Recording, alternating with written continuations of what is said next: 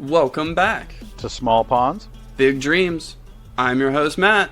And this is his co-host in crime, James. And we are here to provide you with fishy topics and knowledge weekly with some humorous antics on the side. So what do you say, Matt? You want to dive into this week's episode?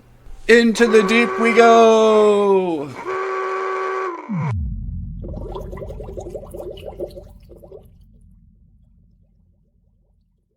What is up, pond hoppers? Welcome back. Welcome back to another beautiful, beautiful episode of Small Ponds, Big Dreams. How we doing this week, Jay? Oh, we are doing fantastic, even though it wasn't a great week in fishing. No, dude, we have been in a really shit cold front, and we've had rain. I went out and fished with Eli at John's house, and dude, his pond was all muddy. And yeah, it's bad fishing all around, I think. Yeah.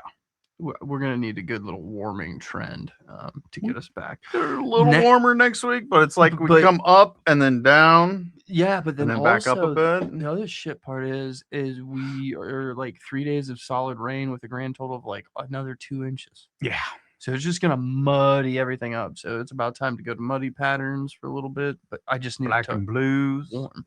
We have freezing like temps over. We have a frost warning Monday morning. Yeah, we have a frost warning. Wait, tomorrow morning. Tomorrow morning. Yeah, when you're going to go fishing.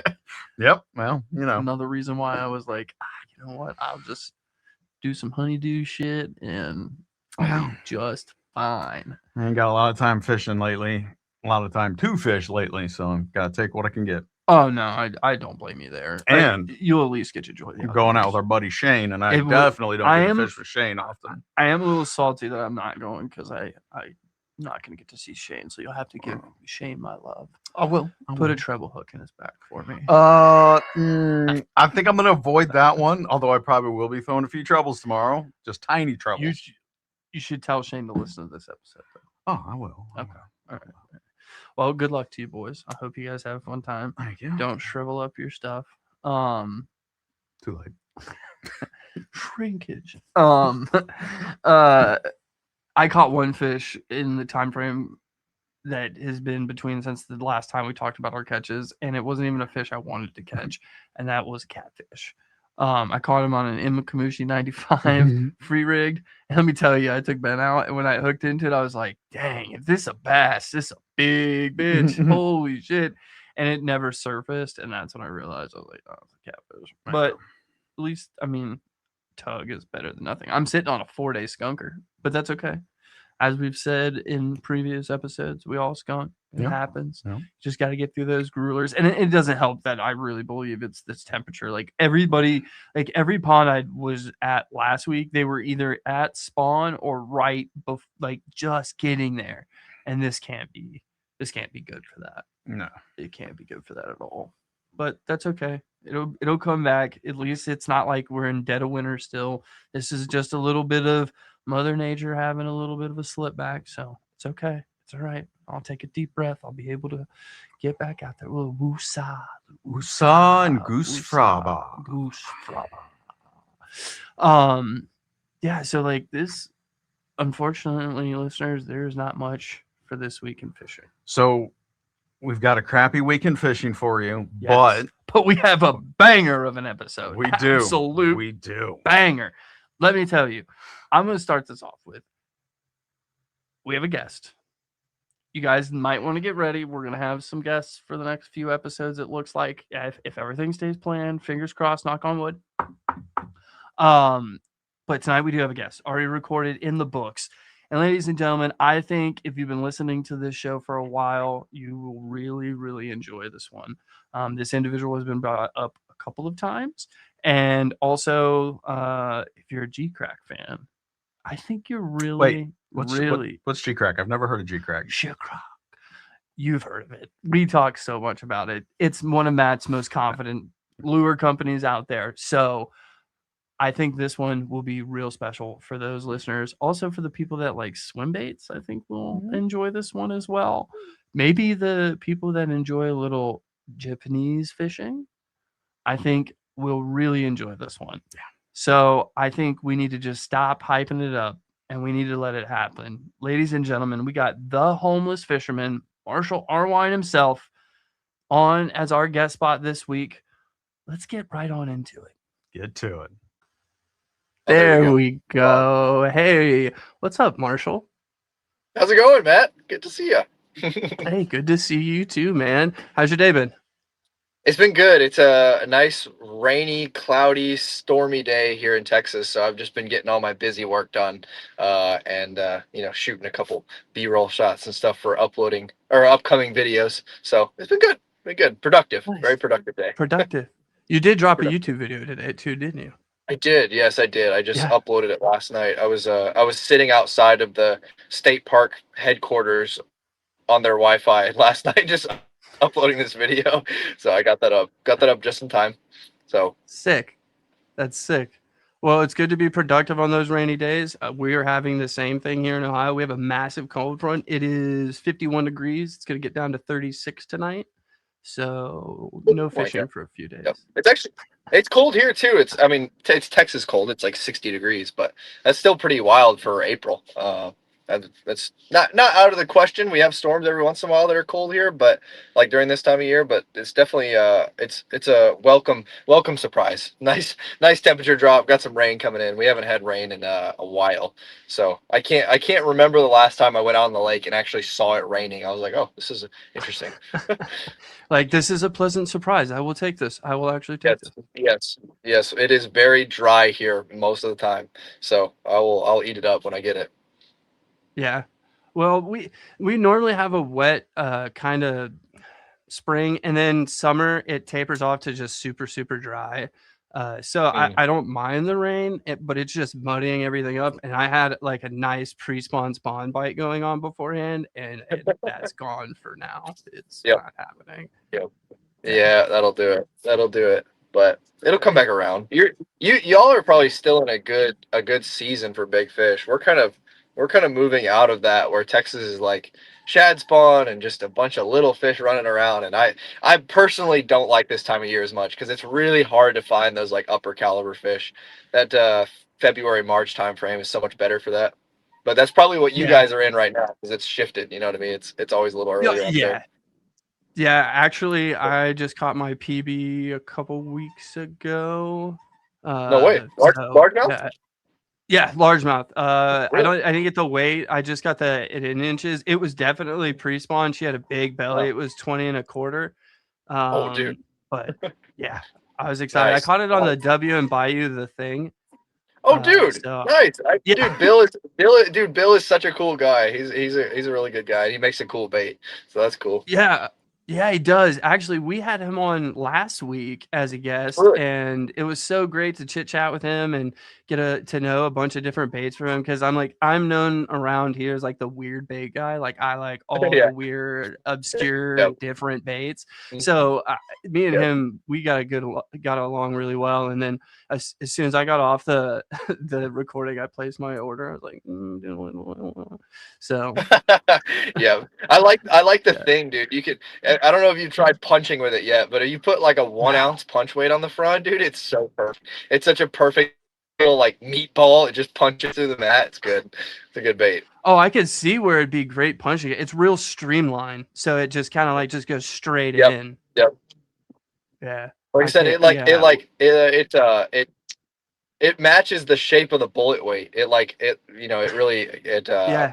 I can't think of the word for it, but it just keeps it it. going. You know what I mean? So it is like it's a missile, dude, when it goes through. Yeah, that'll be the first thing once our vegetation fully comes up. It's starting to come up, but it hasn't rose enough. But once it does, I think we'll be punching that one for sure. But of course, there's a lot of questions I want to talk to you about because I'm a huge geecrack fan, and you are like, to me, the geecrack god. So I figured who else better else to like geek out on geecrack. So I have a few questions. I know. No, go ahead. I know a thing or two about geecrack. Just a thing or two. Just a thing or two. Nah.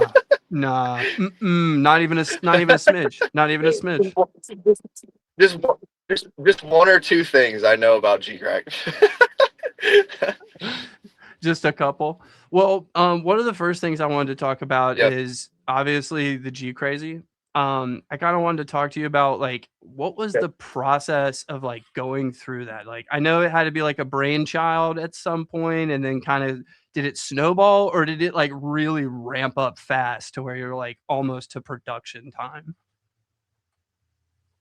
So the G Crazy originally the idea came from like I have always been a big fan of long worms. I just like originally I used to fish the man's jelly worm 12-inch dude. I used to fish that thing all the time like in high school.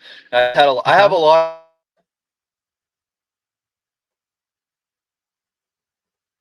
Oh, I think I'm losing you. Oh, I lost him. Okay, there we go. Sorry, I got There you are. No, you're to good. You're focus. good. You're good. Are we good? That'll Okay. mess up Okay, cool. everything. Sorry. Oh, anyway, what was I saying? So G Crazy originally, I have a long history. No pun intended. But I have a long history of fishing long worms. Like I've always really enjoyed that style of bait. I just have a lot of confidence in it in the summertime. It just seems like I don't know what it is, but those bass just key in on things that are too long. I used to fish the 12-inch man jelly worm a lot. That one you crushed for me in the summertime when I was in high school and stuff like that. And then like as I got older, I started, and once I got into geecrack, I found a bait called the yaman stick, and that one's a Mm-hmm. 12-inch bait as well. And I really liked that worm. And then the first time I went to Japan, the first fish I ever caught out of Lake Biwa was on the 5.8 G crawler. So if you guys are Yep. familiar with the geecrack lineup, the G crawler is basically the baby G crazy. Like it is the same exact shape and everything like that, except it's just way long. The G crazy is just way longer. So I ended up catching a Nokomaru, my first fish out of Lake Biwa, on a spinning rod with a 5.8 G crawler, and that kind of started my love for that bait. I was like, oh, dude, this worm is awesome. Like, it's just a solid worm. It's just a good presence. It holds the band really well. It has the flat piece for the neck. It's just a really good Neko worm. And I was like, dude, I wish we could have this bait, but literally as long as you could make it. Like, I just want it to fall forever. And so I'm sitting there. I'm sitting there at dinner with the G-Crack guys after this catch, right? And I'm basically like, so how long could you guys make this? Like, could you make it 20 inches? Like, can you do 20? And they're like, no, that's too. The mold is too long. Like, that is too long of a mold. Like, we can't print that. And I was like, okay, well, what is the longest you can do? And Aoki-san picks up his phone right there. He dials in the number. He calls. He makes a couple phone calls real quick, and he gets back to me. He's like, yeah, 18 inches. And I'm like, okay, make it 18. Like, go all the way, dude. Make one that's super skinny all the way. And so we started developing that, and it was basically the shape was simple because obviously it was the same shape as the G crawler. I wanted that like fat abdomen piece because it just holds the hook a lot better, and then obviously the flat side for the nail weight. But then the material was really important. G crack is like their whole staff is like material experts, dude. Whether it's the elastomer stuff, whether it's the SAF material, the amount of salt they put in it is very particular. So they just have a lot of different formulas for different things. And so with the G Crazy, I really wanted a very soft formula that was just gonna like fall slower. So it's not quite as heavily salted as like the bellows gill, but that's what gives it all the action. So like when it hits the water, when it hits the bottom, right? And basically my theory in my head was like, well, the longer you make the worm and the farther it falls on an echo rig, if it's longer, it'll just keep moving for longer. It'll just keep curling up. So what happens is the bait falls to the bottom, it hits the bottom, and it just continues to curl up because it takes so many seconds for the rest of the worm to catch up and ball up on the bottom. So it's like it's actually moving without you moving it. So that was the whole thing. I wanted a bait that just would just literally never stop moving. I was like, I don't want this thing to ever stop, even when I'm not doing anything to it. So that's why a lot of the bites just happen on the dead stick. It's just like you're playing on your phone or whatever, then donk, and you're like, oh. So it's that was pretty much the process there. It was simple and it's nothing crazy. Like there have been a lot of long worms before it, but it's probably the longest skinny worm that you can buy like that. And it's particular to my specs. So yeah, it's a fun bait. Yeah, Really like that bait. It's almost seasoned. it's I was about to say it's almost longworm season, baby. So I got We're some almost last there. We're year. almost there. Um, I don't have very many catches on it yet, and most of them I've caught are like this big. But then again, I live in Ohio, so we don't have huge fish everywhere. Yes. So, but I plan on this summer that I've got that, and I got some 8-inch bellow sticks that I plan on free rigging this Oh, year. nice. So I'm Nice. gonna partake in the longworm summer. I think Yes. this So year. I'm gonna grab something really quick here. We got another thing coming out this Okay. year, and this Okay. is just obviously this is just a sample for size confirmation. But if you can tell Yeah. what this is, this may or may not be a G Crazy fat version. Ooh. So I'll just show you that real quick. So we have a fat in the works, which I'm very That excited for. Very, that's very, very super excited cool. for. That's It's super it's cool. gonna be the deal, dude. It's got some even more unique features that I'm pretty stoked for. It's gonna be like a very free rig heavy bait, but it's a Okay. big ass Okay. worm. It's That's a a big ass yeah. worm. So That's yeah, sick. That is so sick. yeah. I'm all for the big worm game. There's something about it. I tell people when I started using that G Crazy, I threw like 8-inch worms before. I've got some bites on them, but nothing crazy yet. But yeah, I'm like, you guys don't understand. There's just something about dragging around like a big worm, just knowing that you have this giant presence down there. It's like, I don't know. There's something about it that I really Yes. enjoy. So It it, I'll be on it that feels right. It grind. feels right. It it feels right in the summertime too. It just makes so much sense to me. I don't know why, but yeah. Yeah. Now, I want to know where did your like geecrack relationship come up? Like, I know you're a part of the staff and everything, but like, it had to have either been like you contacted them or they started seeing your posts and like, oh, this guy's posting about us and using us a lot. Like, how did this kind of snowball up to where you're at now? Okay, so like when I was in high school, there was no geecrack America. Like that was not a thing yet. So the only way you could get geecrack products was to either go over there and get them, order them off eBay, or there were a couple sites that would sell them through Japanese tackle shops that would ship them to America. One of those sites actually was Backlash, which is very funny. The other one was called Seven Palms. Seven Okay. Palms is one of the only sites that back then would ship to America. So, or when I was in high school, I'd just be on my computer all day, like searching up baits and stuff. And probably I want to say 2018 or 2019, I ordered my first pack of Bellows Gill 5.8s, just out Mm-hmm. of the curiosity, just ordering. Like, I would order, a bulk amount of JDM baits and try. Like I remember trying like the Separ and like the Gancraft S Swim or whatever, just all these like weird soft baits. And remember getting the Bellows Gill and being like, "Oh my god, this thing is gigantic!" Like at the time, I thought this was a huge bait. I was like, "The 5.8 Right. is a massive lure," and I was like, "All right, I'll try it," And I tried it, and I just had really good success with it, dude. I really enjoyed that style. It was completely different than anything I had seen yet. And so Yeah. eventually down the line, like I kept ordering, and I had more G-Crack stuff, and eventually down the line. G-Crack America was established, and I started ordering through them. And I would go find them in tackle shops, a few tackle shops here and there, and just it was cool. I got to try out all these different baits.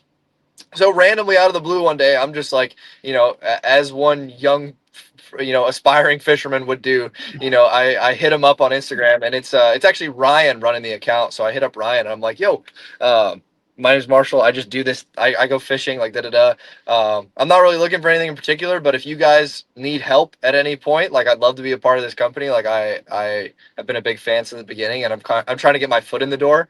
And Ryan was just so kind and nice, and he was like, "Yeah, dude, here's a couple baits, and like, let's just see where it goes." And so, I just kind of started like promoting G-Crack on my own. I was like, "Dude, I just like this brand. I think it's sick." And so I started promoting it, and just as we kind of went further and further, I met up with Ryan in person. We talked more. I met Kazuki, and then it just spiraled into like we were just full blown friends at that point. You know what I mean? So now we're Yeah. all friends in this group, and it just started to grow from there. And it was very, very organic. You know what I mean? There wasn't anybody like really out to get anything. It was just like we just liked fishing, and we just ended up being friends. And they had a brand, and I wanted to do stuff with them. So bang, it just worked out that way. So now me and Kaz and Ryan's are really, really good friends, as well as the friends over there that I have in Japan in the shop and everything like that. Like it is actually a crazy feeling going to Japan and visiting Seven Palms, like the original store where they shipped me the Bellows gill, and then just meeting all the people at the factory, like Sugiyama-san and like all these Yama-chan, all these guys that I know now that are my friends that I talk to, and it's like, dang, dude, look how far this came. It's a really really cool feeling. It's a it's a company that really cares about like the community vibe and how everyone relates in the company. Like they want everyone to be friends, and that's what it is. It just feels like a big group of friends working on a project. So that's where it started with geecrack, and that's where it is right now. That's crazy. That has to be so surreal being there and knowing all of them being friends and just thinking back to like high school you. Like Dude, if he could see yep. you now, like if you go back in time and just be like, Dude. hey, just so you know, it's like your little kid self would Yep. just be just shitting with joy, dude. It'd be crazy. Yes, he would be losing it, dude. He would be absolutely losing his mind. That's He had sick. no That's he had absolutely no sick. idea. He had no idea where that stupid DM would have taken him. So, yeah, I'll be great. honest. When I DM'd you, I didn't know where it was gonna go either. I was like, you know what? I'm just gonna Hey, DM hey, him and be like, let's see where it goes. that's the So thing, right? It's like, dude, take your shot. You're definitely gonna miss if you don't take the shot. So you might as well take it. That yeah, the pain of regret hurts worse than the pain of failure. So 100%. So funny enough, a fellow podcaster I reached out to, I was talking to, I'm like, man, how do you do guests? Like, I'm having like this kind of like anxious feeling of like, I don't want to say something to somebody and then be like, oh, you have 100 followers. Why would you even hit me up? And he was like, no, dude, most people you hit up, they're just generally want to talk fishing and they just want to talk to you. And that's all yep, I've found so far with hitting people up. And it's amazing. It's amazing. yep. Yep. I mean, as long as you're nice and you're a real dude, like most of the people in this industry are pretty real. Like there's a few bad apples, but for the most part, like I said, this industry doesn't have any money in it. So most people we're just here just to fish. We just like fishing and like bro, I'm broke. I'm broke all the time, but I love it. I really wouldn't change it for anything else. Like this is truly what I love to do. I'm obsessed with it.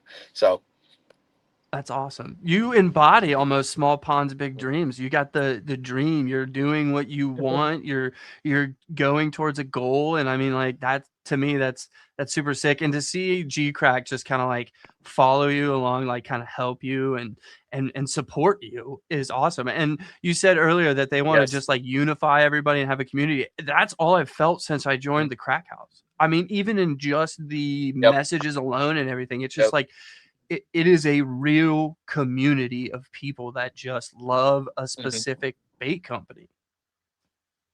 Yep. And it like I said, it is definitely it's always their focus is to like really make sure and take care of people and make sure they have a good experience with their company and brand, because that's important. You know what I mean? Like I said, it's the same it's the same vibe within the company, so it needs to be the same vibe with on the outside of it. You know what I mean? With the supporters, like, Yeah, so we try and throw yeah. these events like the Crackdown and stuff like that, and it's so sick to see all these people showing up to just this event for this random little Japanese bait company, like, and people are stoked on it and having a good time and getting out and being social. It's a really cool thing. It's a cool thing to see. Yeah, I'm very sad I didn't get to make it to the Crackdown meeting, but I'm gonna plan for next year ahead of time. So I know that Yes, I will be there next year. So I'll get to actually meet you in person, nice, which will be nice, awesome. very cool, Awesome. very cool. I will Um, be there. I'll be there. oh, I know you will. I know you will. I know you will. By then you've been caught in so many fish. I'll be like, "What's up, Marshall? Tell me what you've been doing. How many big ones you've had? Like, let me know." Um, so I I hope want to so. know I though, hope so. I hope I G-Crack. don't fall off. No, you ain't falling nowhere. Your content, man, it's so good. It's so good for any kind of fisherman, man. I don't see how they can't enjoy your content. That's why I'm like, this stuff's so good. I know it's just gonna keep going for you. I hope so. I believe. All right, I believe in it. Hey, well, I believe in it as well. Now, I need to know the juice. How Thank did you. you come up with the pink lemonade color for not the Metros, not like their version, but the color for G Crack? Because which one came first? So I'll tell you the history and then where that's at right now. So the original Pink Lemonade design was from the Lateral Vision and like Homeless Fisherman collab, right? There was a Lateral Vision Yeah. Homeless Fisherman collab, and I was like, "Yo, Kyle, you should make a couple baits and like let me do a custom colorway for this drop. It'd be cool to just like make it a big deal and have it like a pack." And he was like, "Okay, yeah, like what do you want?" I was like, "Dude, I just want something stupid and bright and obnoxious." I was like, dude, what if it was just yellow on top and pink on the bottom? And he was like, all right. And he painted it. And I was like, oh, dude, it looks like pink lemonade, like strawberry lemonade. Like we should just call it pink lemonade. I like that. And so it was literally, it wasn't highly thought out. Like I'm not gonna sit here and be like, yeah, I was chemically testing the colors on bass and that. No, dude, it was literally just like it was like a color for a wake bait. I like the wake baits that are just super obnoxiously colored, dude. Like Okay. pink and red and yellow, just like annoying colors for a topwater. It just seems to work really well for me. So I was like, dude, just make it like ridiculous. I want to make it pop. And so when you put it in a photo as well, it just pops, right? So we made that. That went over really well. Again, people were like, dude, do another pink lemonade run. So we just started doing more pink lemonade. And then obviously as geecrack continued on, they were like, hey, for your first like signature thing, like let's just do pink lemonade bellows gill. And I was like, yeah, absolutely. And so we tried a couple different variations. I tried to do one that was like more like mustard yellow, and I tried to like kind of tone it down a little bit. Um, Mm-hmm. and honestly, none of those looked good. We tried a bunch of different things, but it just never looked right. And I was like, all right, fuck it, just make it flashy, just make it flashy. Put the fleck in there. And the dude who does the colors over at G-Crack, his name's Sugiyama-san, and that was literally like the one that he sent, the one that I finalized was the one that he made. He was like, hey, what do you think of this one? And I was like, oh my God, dude, that's money. That is perfect. Run that. Like, so I give most of that credit to him. Like and it's funny because he's just a random dude who works over there, and like nobody here in Okay. America would know of him, but I know him. Like I go over there and he's my friend. Like he's just a little, he's just a dude over there at works, and he literally just on his own came up with this color and like, or at least his version of this color. And I was like, dude, that is so good. Let's use that. So really it's all props to him. It's his custom color, but but you're just inspired by mine. But So okay. that is the current story of Quick Lemonade. Yeah. Okay, cool. I mean, I like both the Metro version and the Bellows Gills version, but the Bellows Gills version to me, there's something about it that's just a little bit extra for me that I really enjoy, especially like Yep. in the G Yep. Crazy and the Bellows Yes. stick. I Yeah. really like I in the like it. Bellows stick. I like how the G Crazy, it just kind of, it's such a thin worm that it just kind of melts into one color and it's like an orange. I like it. I saw it and immediately was like, oh dude, I'm gonna throw the shit out of that. I love that.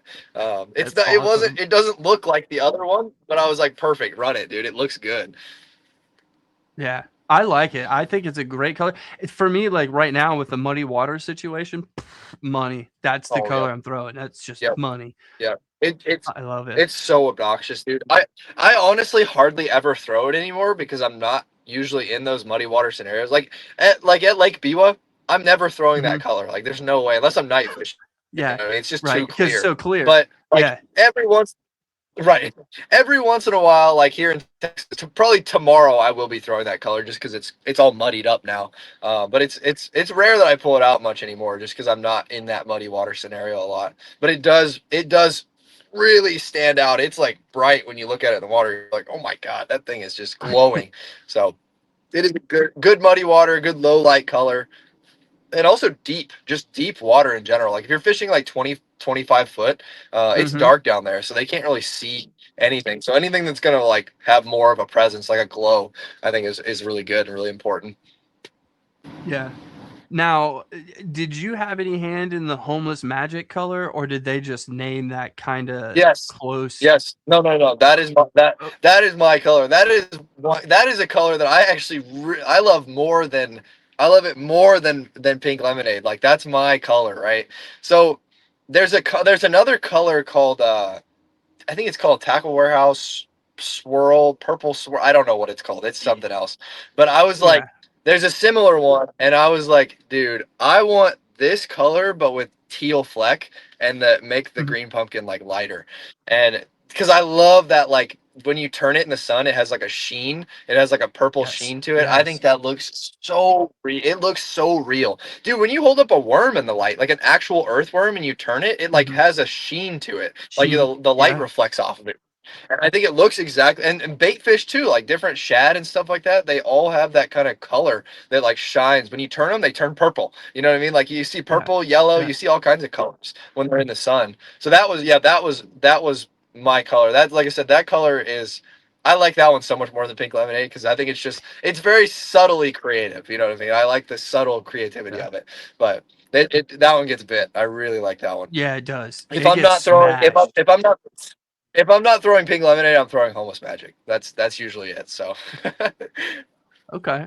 So then my next question of is there a like besides pink lemonade and besides homeless magic, is there a slept on color that you feel like a lot of people don't get, but you're like, nah, dog, it is still money. electric shad, dude. Electric shad is Seriously. the version of electric shad that geecrack does is so good. Okay. The I caught a 914 at Lake Biwa on the new bellow shad 6.8 in the electric shad color, and I don't know why that electric shad, like when you put it on the Neko rig, it literally looks like a gizzard shad just like eating off the bottom. And Okay. people don't really like the.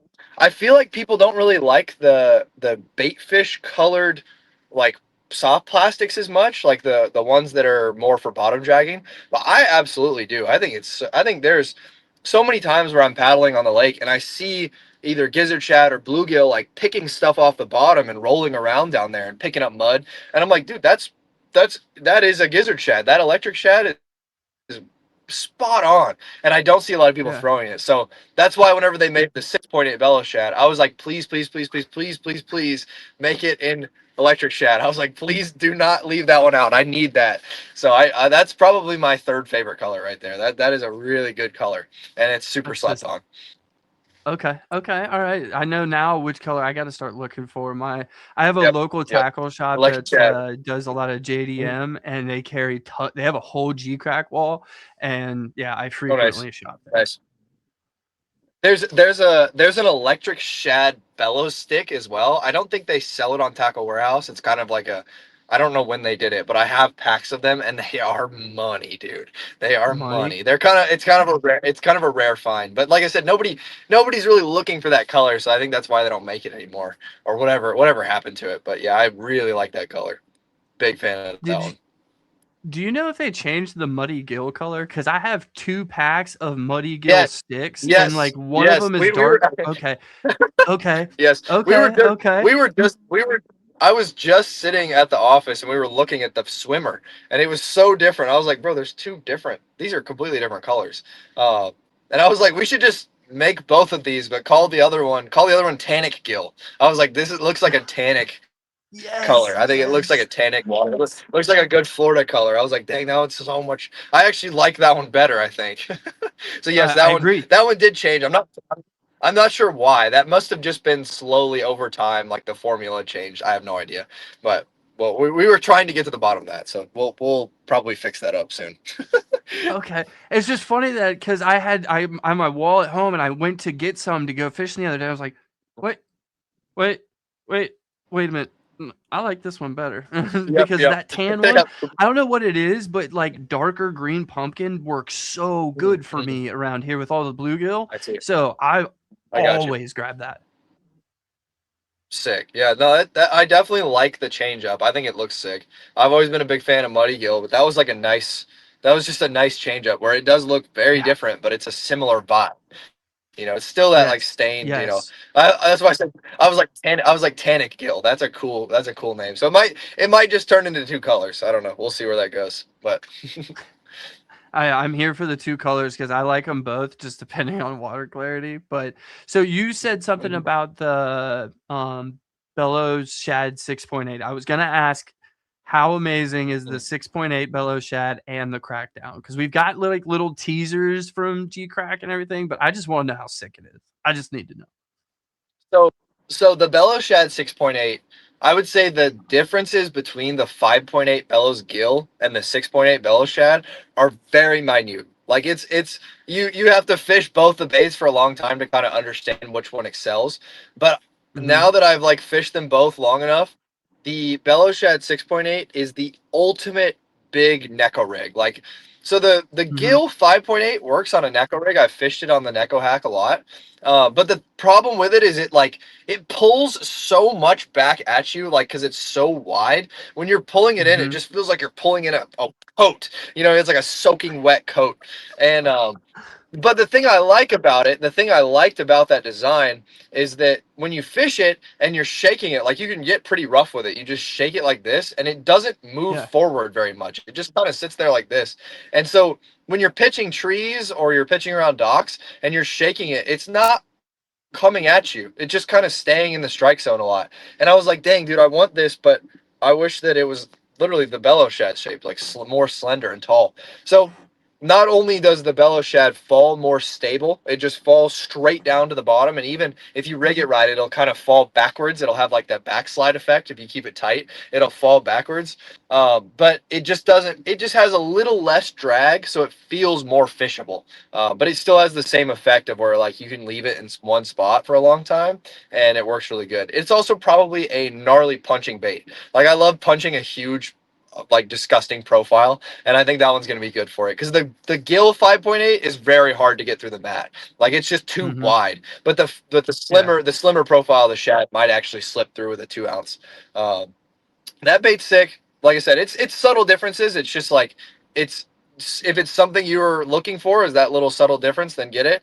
But if you're totally happy with your 5.8 gill, you know they're very similar. Just another profile option for you guys. And then the Crackdown is dope. The Crackdown is one of the most fishable. It's one of the most fishable paddle tails I've ever found. Like it just doesn't blow out. It skips super good. You can fish it super slow. Like not to sit here and like compare it to other paddle tails in the market in that genre, but it's the best one. Yeah. Like it literally just does everything that you want it to do and excels at it in every category. And then also it has the top hook, the bottom hook, and the way that the harness is designed, there's like a little like a slot where the hook goes into. So you're not Mm-hmm. actually hooking the hook into the bait, so it never gets torn up. Like it's almost impossible to destroy the bait. Yeah, so it really will last forever since it's elastomer as well. Yeah, I've had a lot of fun with that bait. I just did a trip to a little local river here, and Mm-hmm. like smashed them on that thing. Smashed them on that thing. It was so much fun. Just a super fun fishable bait. Now I'm just trying to push them to make a 9-inch version. That's all I need. Just a A nine. 9 That a would big be one. Yep. crazy. Just a big chunk, dude. They probably will, but yeah, that's what I've been vouching for. The 6 inch That is would too be. small. See, man, I wish I could live the life of 6 inches too small because, man, around here, that might It's have to brutal, get huh? clipped. It's rough. I'm leaving it. Rough. We just gotta leave it as is. You know, it is what it is. Leave it in, dude. Yeah, I'm dude. In leaving the it. South, we just hook big stuff, dude. You just hook a big lure and like a Yeah. big. It's always funny to me because I really love fishing smaller stuff and I love fishing conventional lures, but time and time again, I catch a bigger fish on a swim bait every time. Like, Yeah. I almost like it's almost frustrating to me because I want to catch a big fish. Like, I want to catch a double digit on some of these presentations, but it just never Mm-hmm. happens. It's always on a swim bait. It's every time I pick up a big, 9, 10, 12-inch swim bait, that's when the big one comes out. And it obviously it makes sense, right? But yeah, Yeah. that's just how we do it down here, and that's how it works at Biwa, California, wherever you got big fish, it's the big bait is the deal, no matter what. Yeah, I'm trying to get into that confidence. I just started flowing glides and swim baits this year. I don't have a lot. I've got like a Metro, and I got a buddy that we work a partnership with who makes his own resin baits out of Ohio. So I Very got nice. some of his, but just kind of learning around here. I mean, I know you can throw a 7-inch bait and up to a 9 and still catch small fish. It's just gaining that confidence. It just, I feel like it's harder to Right. gain the confidence here because you're scaring a lot more off than I feel like you would in like Florida or Texas or California. Yes, yes, yes. I agree. There is a limit to that. You know what I mean? Like, obviously, you got to size up depending on what fish you're looking for. Like Mm-hmm. when I go up to Minnesota and stuff, and I'm looking for a 5 pounder, I'm probably not going to throw the Roman made mother very often. It's just not. It's No, just not a no, very no, five. no, no. It's just not a very. It's just not a very 5 pounder bait, you know. But like obviously, like those like 6 to 7 to 8 inch baits can perform really well up there, you know, and you can still get those smaller fish to eat them pretty often. Yeah. Okay.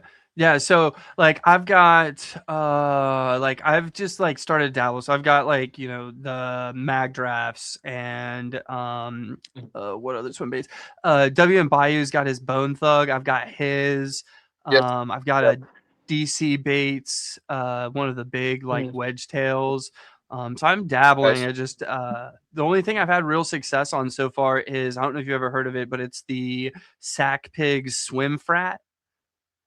Oh yeah, yeah, yes, yes. I know that company. Yep. Yeah, so I've been using his little like 4.7-inch paddle tail. It's made out of like TP. It looks like a weird rat with a tail. That's been Okay. getting Yeah. big for Yeah. me. So it's starting to build Nice. some confidence, get there. Yeah. Yeah. I mean, dude, all it takes is one cast, and you just get smoked on a 10-inch bait, and then you'll be hooked from there. Like, that's all.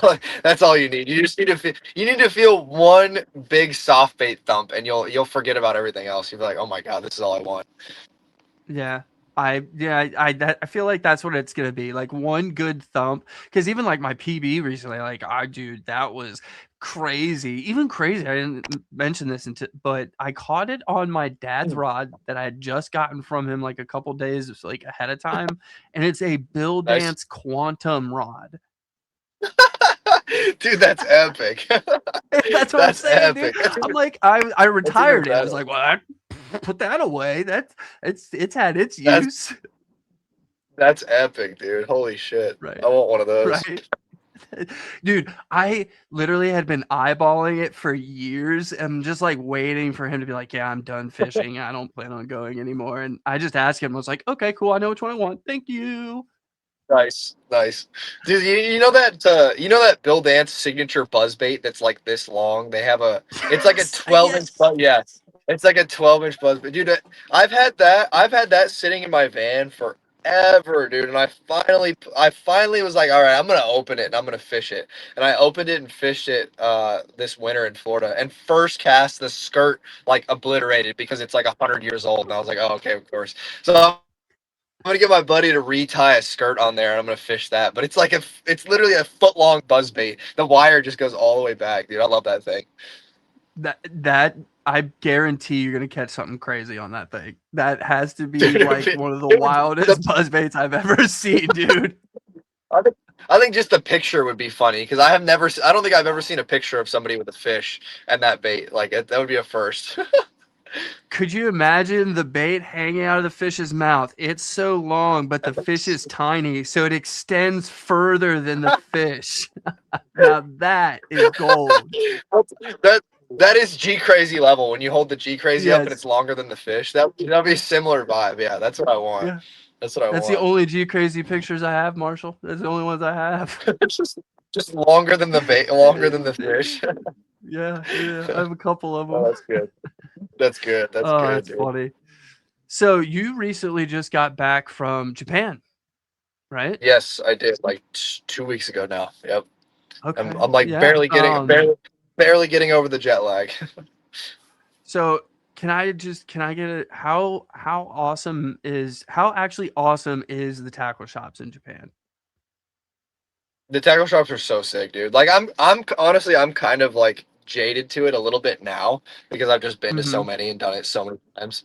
So it's not like something I'd go there like specifically for the tackle shops, but I have my stuff that I look for. So I usually what I do is I go to all the used shops. Like I won't go to any like big name stuff unless I'm just buying bulk equipment that I need for back home. Like I'll buy line in bulk because it's so cheap over there and then bring it back. But I'm usually just hunting in like the used stores for rare items. You know what I mean? DRT handles, like certain lures that I'm looking Mm-hmm. for, like just stuff like that.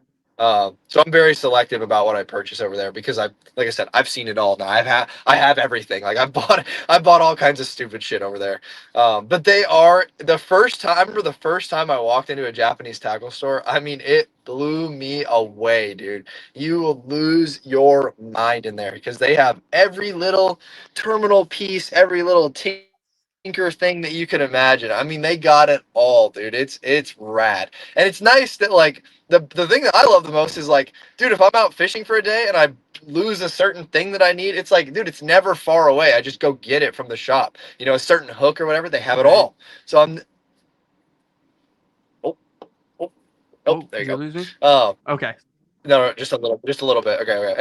Anyway, the shop is never far, so it's just like I go right there and I can pick up this very specific hook or nail weight or whatever I need, and that's always very, very convenient. But it's just a convenient country in general. Lots of things there are very convenient. So of course the tackle shop is going to be in a nice location. It's going to have everything you need, literally everything you could possibly need in there. So yeah, they're dope. They're sick. Yeah, so I have my wife's sister and her husband are going to Japan in a few months, and they're going Nice. to Tokyo and Kyoto. So do you have Okay. any tackle shops that you would recommend in those areas so I can tell them to get me some stuff? Yes. I mean, first off, Boon Boon is like the best like big box store. If you're trying to buy Okay. reels, if you're trying to buy which I like I said, when I buy stuff over there, it's normally because I'm trying to save the money. Like I'm trying to like buy Yeah. bigger purchases. So Boon Boon does tax free, so you can bring your passport in there and you get tax free on like certain things. So it's like 10 or 15%. So you can go in there and buy a brand new Conquest for like $280, right? So if you're looking to purchase like a big purchase like that, like a reel, go to Yeah. Boon Boon and get that stuff. Okay. And then other than that, like dude, hunting in the tackleberries. Now obviously you're you're sending someone on this quest, so like they probably won't be able to find the tackleberry stuff that you're looking for unless they know Right. about the fishing stuff. But there's a good tackleberry in Kyoto.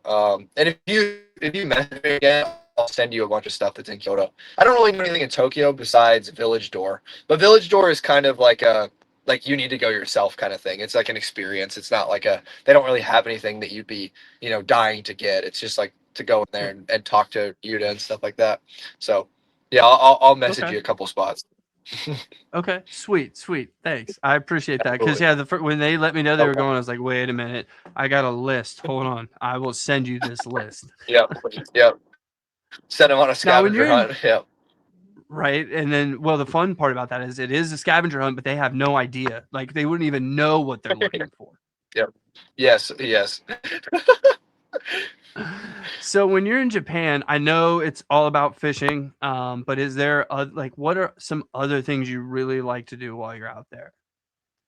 Eat food. I usually eat. I eat like a king. I'm not gonna lie. I eat like a king there. I absolutely just. I eat whatever I want whenever I want because it's so cheap, dude. It's so cheap to eat over there. If I'm locked in and I want to save money, I can eat for easily $10 a day. Like I can eat whatever I want for $10 a day. And but if I want to go out of my way and like spend some money, like I'll go get like unagi, which is like eel. Mm-hmm. That is my number one favorite, hands down. It's my favorite food in the world is an eel bowl, and Okay. they're it's a little pricey, right? So like me and Jeffrey go to this one spot that's next to. It's actually like right across the street from the DRT facility, but it has the best eel I have ever tasted in my entire life. I will go as far to say it's the best food I've ever had. Like it's the best piece of food I've ever put in my mouth. And it's $40 for a box like eel over rice. And that's like obviously that's like decently pricey, but like also Mm-hmm. I don't know, dude. I could go to Chili's and spend that. It's like it's not In a that heartbeat. crazy. In It's a right. It's heartbeat. not that insane. So like people there always like Sammy will always text me when I post. He's like, dude, that's expensive. I'm like, I know, but not really. Like not for me. Because Right. I've been eating $4 or $5 beef bowls for the last week. Like I can just go get an eel bowl. It's not that big of a deal. So Yeah, I do. I eat a lot. I eat a lot of food, and I like to go to nice places and stuff like that. Other than that, I don't know, dude. I really just fish. That is like all I do. Fish. I really like to go to like the events and stuff. Like whenever I get the chance, like Keep Cast every year. There's a couple little ones that happen, in Osaka and stuff like that. Not Spot. I try and go to those when I can, just because it's really nice to be able to interact with people and talk to people over there. And it's pretty much the only chance I get to like improve my Japanese skills is like actually Mhm. going to an event and talking to people in person. Because other than that, I'm just fishing on Lake Biwa alone and not talking to anyone. Like, so it's Right. I'm always just quiet. It's like that I don't get any practice in. So anytime I get the chance to go out of my way to go to like a social event like that, I will. But other than that, this last trip especially, I just no lifed it, dude. I just totally no lifed it. All I did was fish. I was just like, I was a total sweat, dude. That's all I did was get up in the morning, crack an energy drink, go fish, go get lunch, go fish again, and then go to sleep. Like that was it, dude. Only fishing. But this trip was like, I knew what was going to happen, and I wanted a big fish, so that was what I had to do. So it went Yeah. by so fast, Yeah. Oh, I bet. I bet. Well, from your Crusaders logbooks, I mean, it seems like you had a great time and you wanted a big fish. It seems like that may Yeah. have happened. Yes. So I got some that I was very happy with. I ended up leaving with three double digits, which was like, the total trip I fished 43 days, maybe like a little over 40 days, and I caught 7 fish. None of the fish were ever more than one in a day. So I had 7 days where I got bit and I caught a fish. So mhm, the other 38 or so days was literally nothing. Like just going out there and yeah. just whiffing. No no bites, no nothing. Every once in a while I'd see a fish, but like it was 7 fish. Um, 3 of them were double digits, and I was very happy with that. I got a 10-8, an 11-5, and a 12-3.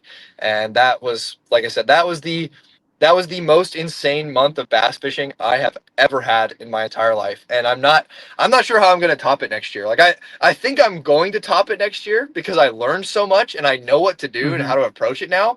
But I'm scared because I'm like, dude, that was crazy. How am I gonna get more than that? How am I gonna get 4+ double digits in a month? Like that I can't fathom it yet. I can't fathom that fact Yeah. yet. But it will Yeah. happen. Like I'm I'm this close to a teener. I can just taste it on the tip of my tongue, dude.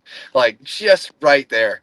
So I'm giddy to go back. I'm literally like sitting here just like counting the days on my calendar, like looking like, bro, I like nothing in my life will ever live up to that fishing experience. It's like I'm just gonna have to wait until next year until I go, like, or at least that time frame, like the pre-spawn window. That like February through March, dude, Mhm. is absolutely nuts. Absolutely nuts, dude. The way they eat the bait, the size that they are, just everything, dude. It's nuts. So like I said, I'll spend every year now just waiting for February, waiting for February.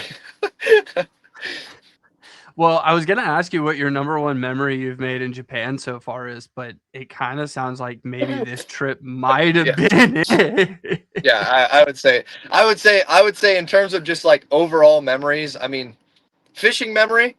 Obviously, Mhm. that the image of me holding my rod here and holding the net down and seeing the 12 pounder at the surface, like that Yeah. little moment in time right there is burned into my eye, like behind my eyelids. So when I close my eyes, I see it at night.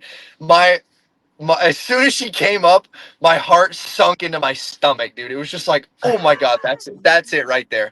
I was like, do not mess this up, dude. And I put her in the net, and that whole experience, dude, was just mind blowing. I will never forget that as long as I live, dude. There was nothing more exciting than that, dude. And it happened on the third day of fishing, dude. Went out there, and it was Wow. the first fish was a 12 pounder, which was just insane, dude. And it was like a perfect North Lake fish that's like super short, super fat, and Yeah. yeah, that's got to be my number one just memory overall, obviously. But I have a lot of other like days where I went out fishing and like either interacted with somebody. Like every time I go out fishing with Gosan or like just meeting friends and stuff like that. there's lots of memories that I have with people there, that are, like friends that I have now, and it honestly, like, it brings a tear to my eye sometimes, because I'm like, dude, I have to choose between, like, my American friends and my Japanese friends. Like, I have all these friends Yeah. over here, and I have all these friends over here, and it's like I want to go see everybody all the time, but I can't. It's like I'm just stuck in Yeah. the middle. So it's like, dang, dude. But I've had so many good people experiences over there, dude. Like, just honestly, too many to delve into. But I'm sure, like, it'll come up in conversation here. But just incredible people over there, dude. Absolutely incredible people. Uh, so kind, so nice, so giving. Just so willing to take me on an adventure and show me around their country. Like, it's incredible, dude. Very, very nice people.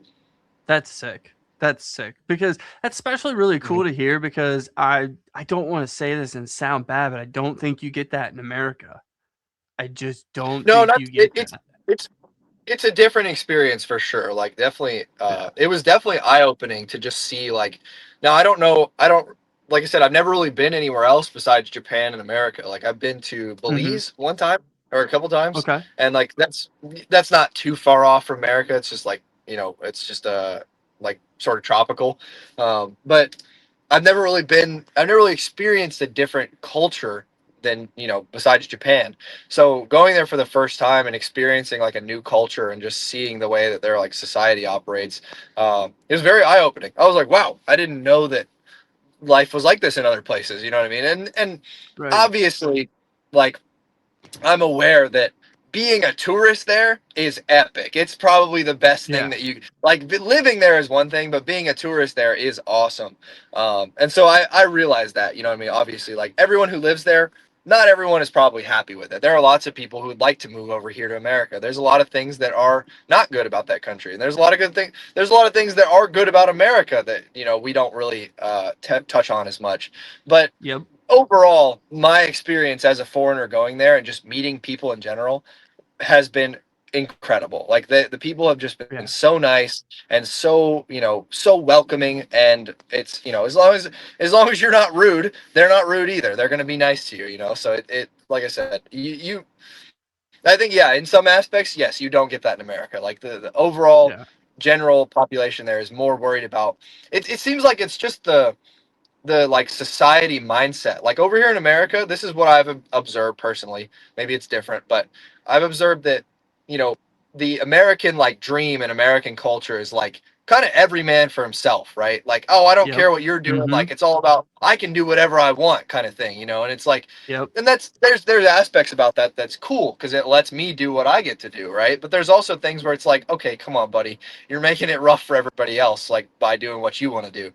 In Japan, it feels like it's flipped on its head, where it's like the general population kind of really values everyone living in harmony, if that makes sense. They're all Yeah. very, like, conscious about staying clean. They're very conscious about, not being loud on the trains, not being, obnoxious or disruptive in public, stuff like that. So it seems like it's very a different mindset over there.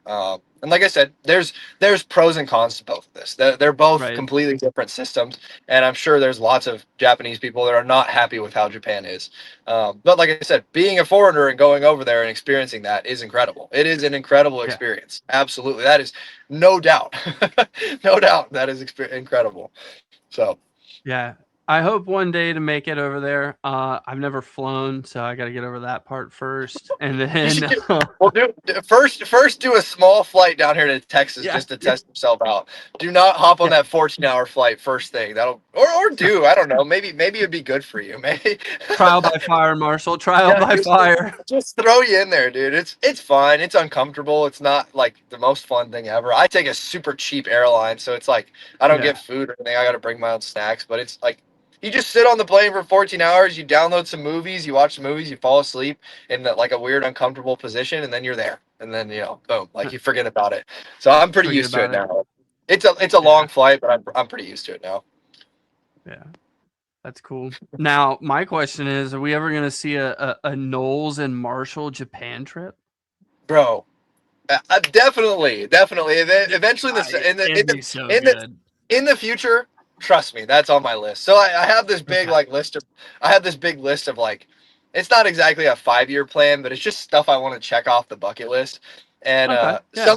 something that I really, really, really want to do is grow Paddleboard Crusaders into something like more outside of myself.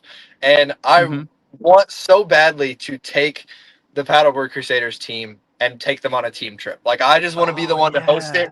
I want to take David Lee and Jonathan Andrus and Noel Messina and me and just take them over there and just have like a just host a trip. You know what I mean? Like I want Yeah. to do that. I want to do that. I think it would be cool to document, and I think it would really like it's just something I want to give back to like my friends that are helping me build this brand as is. You know what I mean? It's just something that I want to Yeah. do. It's high up there on my to-do list. So it will happen eventually. I don't know when we're gonna get the funds to do that, but it will happen eventually, I swear.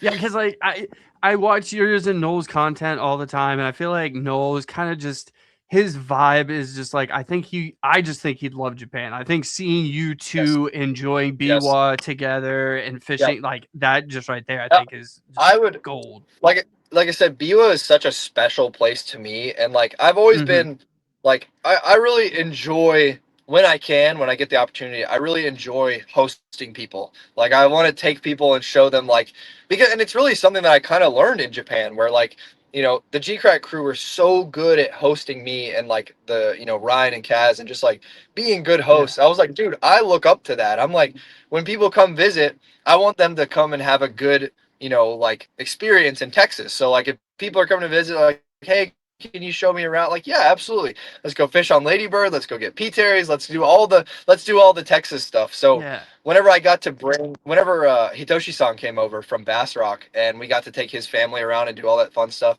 dude, that was such a good experience. Like I was fun to just take them around to do all the things that I normally do, but that kind of blows their mind. And like I said, Biwa is such a special place to me. I want to do that for my friends as well. Like I want to do the same kind of thing where it's like, I'll take you around, I'll drive you around, drop the boards in, I'll show you, here's where I caught this one, da da da. Like here, we'll go Yeah. get unagi now. Like just all of that. Like I really want to do that for my guys. You know what I mean? Like that's important to me. Because at the end of the day, like those guys are just repping Mm-hmm. just to rep, just because we're all friends and we're Yeah. trying to build something together. And like I want to make it known that I'm like very not only proud of them, but like I want to help them out as much as I can, and that can be it's little ways like growing their channel or stuff like that, but just giving back, what I mean, giving back to the people that are helping me out, because it's something that I can't do alone. Like I've figured out that I just can't do it alone. I have to ask for help. So there's people out there that are nice enough and willing to give me help, and I'll accept it and I'll help you back. You scratch my back, I'll Yeah. scratch yours, type thing. So That's yeah, sick. that's That's sick. that is That's def how it it's should on be. it's on the list.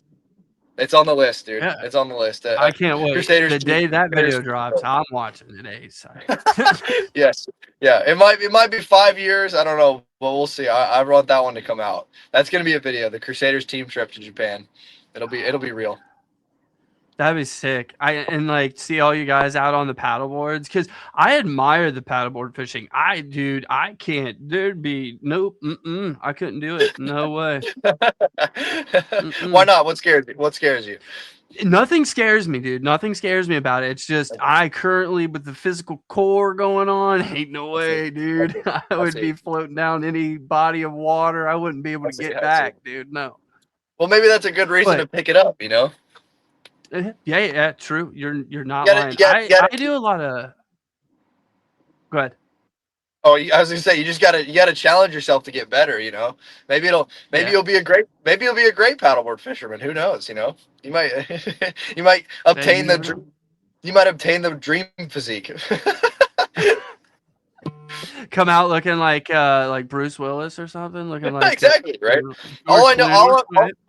all I'm gonna tell you is that my front half is a dad bod, and then my back is like the strongest. It's like a Michael Phelps back. Like that's it, dude. It's like front. It's like you look at it from the back, you go, damn, and then you look at the front, and you're like, oh, what happened? There's like no. It's just all from this rowing motion, dude. It's literally it, dude.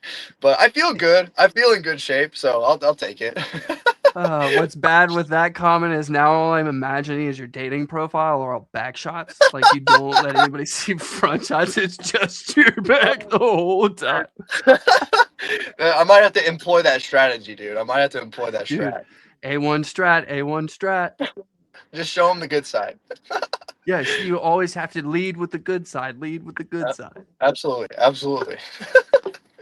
Now, when you come back from Japan, is there any like I don't want to say cultural shock, but there has to be like does it feel like a little bit different? Like things have to feel different to you.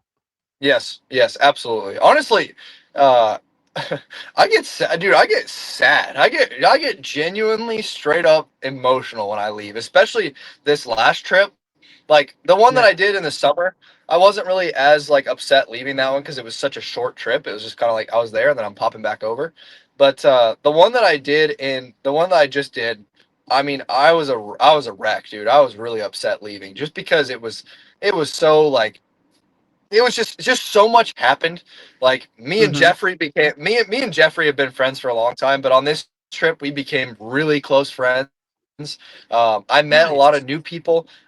I strengthened old friendships with other people. Like I said, I'm learning a new language, so I'm able to like talk to my friends that I've been friends for a long time. Like I had like a full on. I remember before I left, the last day, I was dropping the van off at the geecrack facility, and the photographer for geecrack, his name's Yamachan, and we were having a full fledged conversation in Japanese, like on the way back to the hotel. And I was telling him, I was like, dude, do you remember in October when I came for the first time 2 years ago, and we literally couldn't talk at all? He's like, yeah, I remember that. And I was like, dude, this makes me very happy. Like this makes me incredibly happy to That's like sick. now that we can actually converse with each other and just stuff like Yeah. that, dude. It's emotional leaving, dude. I've become a wreck, and then not to mention the fishing, dude. I'm just like, God, I will do anything to go back there, dude. I will do anything to see that again. So it's like, yeah, and then I come back, and then it's like, immediately the first thing I do is go fill up my van, and it's like $130, and I'm like, oh God, and then I go get a greasy gas station burrito, and I'm like, man, this sucks. I'm like, dude, America. for Welcome for to for a little America. bit, exactly, dude. For a little bit, I'm like, man, this is terrible.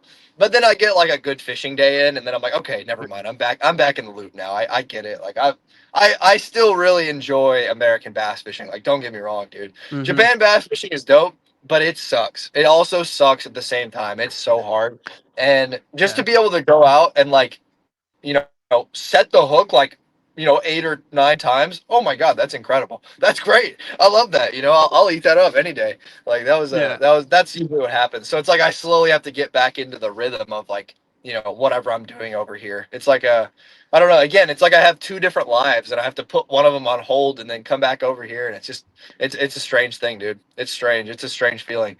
I don't think I don't think like not to be all like high and mighty, but I don't think anyone has ever done it the way that me and Jeffrey have done it.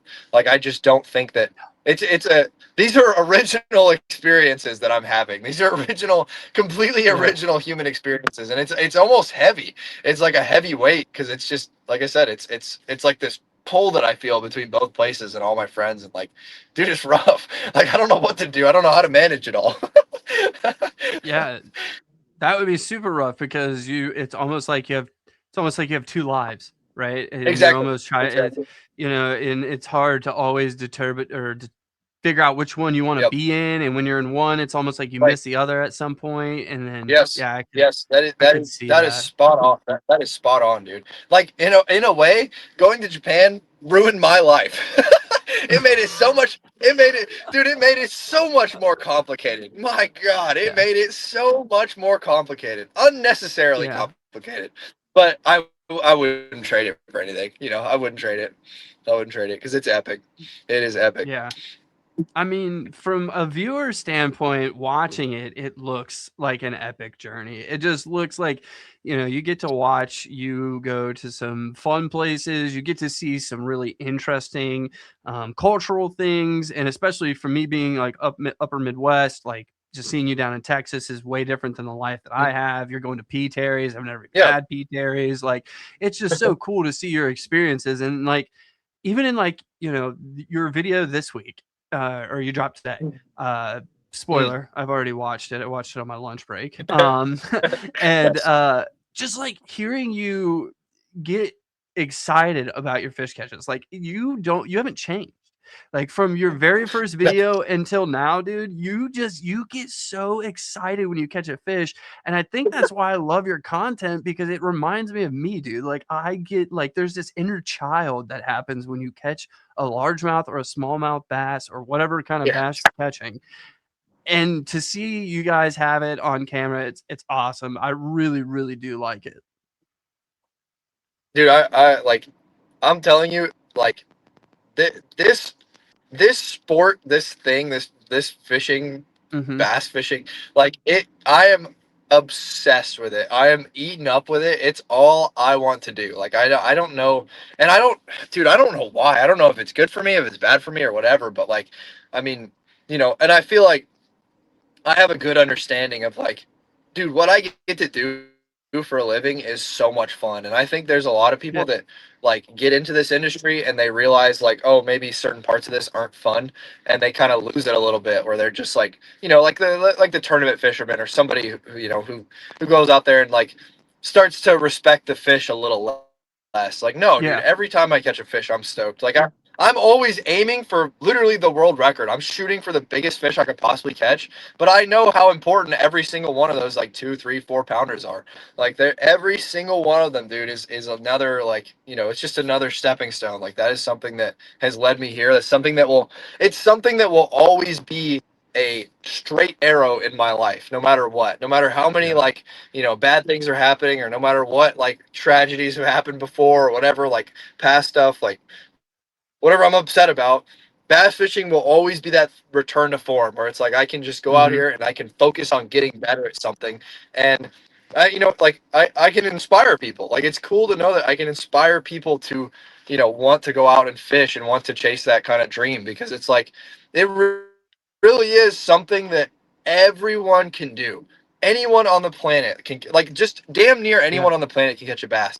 Mexico, Yeah. USA, Canada, Japan, Italy, Spain, South Africa. I mean, like, dude, it doesn't matter where you're at, dude. If you got like, and you don't have to have anything to do it either. That's the thing, right? Yeah. That's like, bro, it's just, it's such a simple pleasure in life. It's such a simple joy. It's such a basic, like, human thing just to go fishing. It's like shows that you can provide. And like the fact that Mm-hmm. anyone on earth could have a shot at a largemouth bass with any sort of money range. Like you could literally fish for them with a stick and a piece of twine and a cricket, and you can catch Yeah. them, right? And that's very cool. Like it's very cool. It's very unifying. And I strive to be that guy who kind of brings back that mentality to fishing, because I feel like it gets lost a lot, like nowadays, where it's like, Mm-hmm. not to just pin it on live scope or anything like that, but it gets lost in the money, it gets lost in the big boats, it gets lost in the fancy electronics and the trolling motor. And like, bro, people forget that you can just go down to the pond and just catch a fish, right? And Yep. like, and people also forget that you can catch a big fish doing, like, I just want to be that embodiment where it's like, dude, like you should never look at this sport and go, oh, it's too expensive for me to get into, or oh, it's like, you need this equipment to do it. Like, no, you could do it with literally anything, dude. If you absolutely want it that bad. So that is the paddleboard, dude. That is the ultimate Yeah. expression of freedom and creativity to me. It's just there are so many limits with the paddleboard, but also it's limitless. You know what I mean? Like it's literally whatever you Yeah. can put your mind to, whatever you could paddle through, whatever you want to set it up like. It's just a full creative expression to me, and it's a very, like I said, it's simple, return to form. It's cheap. Like anyone can do what I'm doing. You know what I mean? It's not crazy for some 13-year-old kid to go on Amazon and be like, "Hey, mom, I want a paddleboard for Christmas," and they're $200. You got it at the door the next day, and then you can float and go catch a 10-pound bass. Like anyone can do that. It's just, do you want it bad enough? And I want everybody to know that. You know what I mean? I want everybody to know that it doesn't take money, it doesn't take skill. It just takes obsession. Like you just have to be obsessed with it. You have to like it. You know. Oh yeah. So that's my whole being, dude. That's my whole reason. Well, I think you're doing a really good job of it, because now I'm sitting here thinking, I guess I'm gonna have to get a paddleboard, because I'm trying to get that George Clooney look, and it sounds like that's how I'm gonna at least get the back that way, right? The back will get me there. Yeah, in the bag. Yeah, you'll have to do some crunches, right, to get the front Okay, right. okay, But yeah, all right. you'll definitely you'll get a strong back. Trust me. Now I think the other thing you're pretty known for is we kind of touched on a little bit is swim baits. So I had a couple swim bait questions for you. What do you think is a good beginner glide bait? Like a good one for somebody who's just cutting their teeth, kind of learning reel inputs and all of those different things. What do you think is the best place to kind of start out at? I mean, for straight up beginner glide baits, one that like I always recommend to like literally kids and stuff is, dude, Mm-hmm. that Spro KGB Chad Shad is a Okay. banger. As bang for your buck, just like a cheap bait to pick up off the shelf, bro. That one's Yeah. fantastic. I like have no issues with that. I see lots of kids catch big fish here on Town Lake with that bait, and I like it's like I said, it just fishes really well. It's super cheap. It's not something that I fish all the time, but in terms of entry level stuff, absolutely, that is one of the best entry level glide baits in my opinion. Yeah. Um, I I'd recommend honestly starting with soft baits. I think the glide Yep. bait is a little more easy to understand because it's very visual and like you get the action, so it's more exciting. But if you're just Mm-hmm. looking to catch a big fish, the soft bait is the way to go. I would just go with Okay. a big boot tail or a big wedge tail. Like you can get a Huddleston pretty cheap, stuff like that. Yeah. Like if you're looking to just trophy hunt, that's where I would go first. Because dude, a glide bait is my least confident swim bait. Like all of the big baits in my box, the glide bait is Really? the one I pick up last. Yes, absolutely. It's the one I Huh. literally put in the corner, and I'm like, all right, I guess I'll pick this up today. It's my least confident one, Huh. dude. I think it looks so unrealistic. I think it's so silly. I think it doesn't look like anything I've ever seen before. Now, don't get me wrong, time and place, of course. I have caught a Right. double digit on a glide bait. I know they will eat it, but the soft bait wins every time. Every time without question. Like the world record will eat a soft bait. That is a fact. That is a guaranteed fact. Oh yeah. That to me is truer than anything. Like the soft bait is the way you catch a giant bass. I'm a big believer in that. Okay. So then, if you're talking soft bait, what would you recommend in the soft bait category? If you can get a Citizen 6 or a Citizen 7, that Yeah. is one of the ultimate. That is one of the ultimate like first soft swim baits. Again, the Huddleston is pretty good. It's just you need to know how to tinker with it. So like if you're Mm-hmm. not wanting to tinker, I would not get that. The Crackdown is really good. As soon as that comes out, that one's going to be killer. It's like I said, it's a little on the smaller side, but it still will teach you. It will still teach you the basics. You know what I mean, of how to fish a swim bait, like Yeah. where to put it, how to set the hook and stuff like that. And then once the big one comes out, that will be a nice cheap option. You know what I mean, for you to go for a 9-inch style bait. But dude, like a Citizen, the Citizens drop like fairly often, so like it's possible to Yeah. get them. I know those are a little harder to get, but that is a damn good bait for the like bang for the buck. That's a damn good bait. Yeah. I think they literally just did a drop like a day or I always am Yes. late. I just Yep. always see the notification way too late and I'm like, damn Yep. it. Yep. Yeah, So that you definitely like I will say that one that is the biggest like barrier to entry there is that mm-hmm. availability with that bait. But again, like if you can get a bait with an availability like that, you have a step up over people because you're throwing something that Yeah. they're probably not throwing. Especially up in a place like wherever up north. Like, dude, nobody's throwing that kind of stuff. Like here in Texas, everybody throws that. But you go Yeah. somewhere where it's a little less pressured. They're probably not seeing as many soft baits like that. So again, it might be a little obnoxious to get a hold of it, but once you get a hold of it, you'll understand why it's worth that price and why it's so sought after.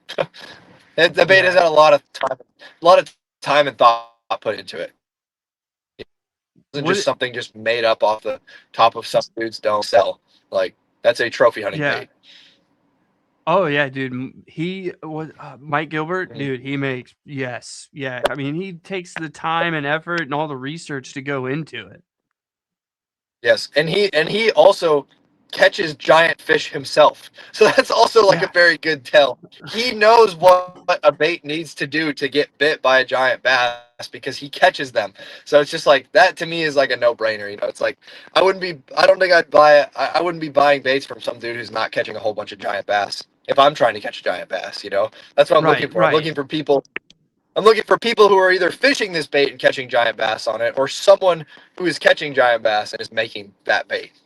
That's what I'm looking for. But again, it all depends on your goal in fishing. Like, I when I'm buying a swim bait, I'm looking to catch the biggest fish in the lake. But some people, that's not their whole goal. They just want to see an exciting strike. They just want to see something blow up, or they want to get thumped. And like that's totally fine. It's fishing is not. It's not one thing.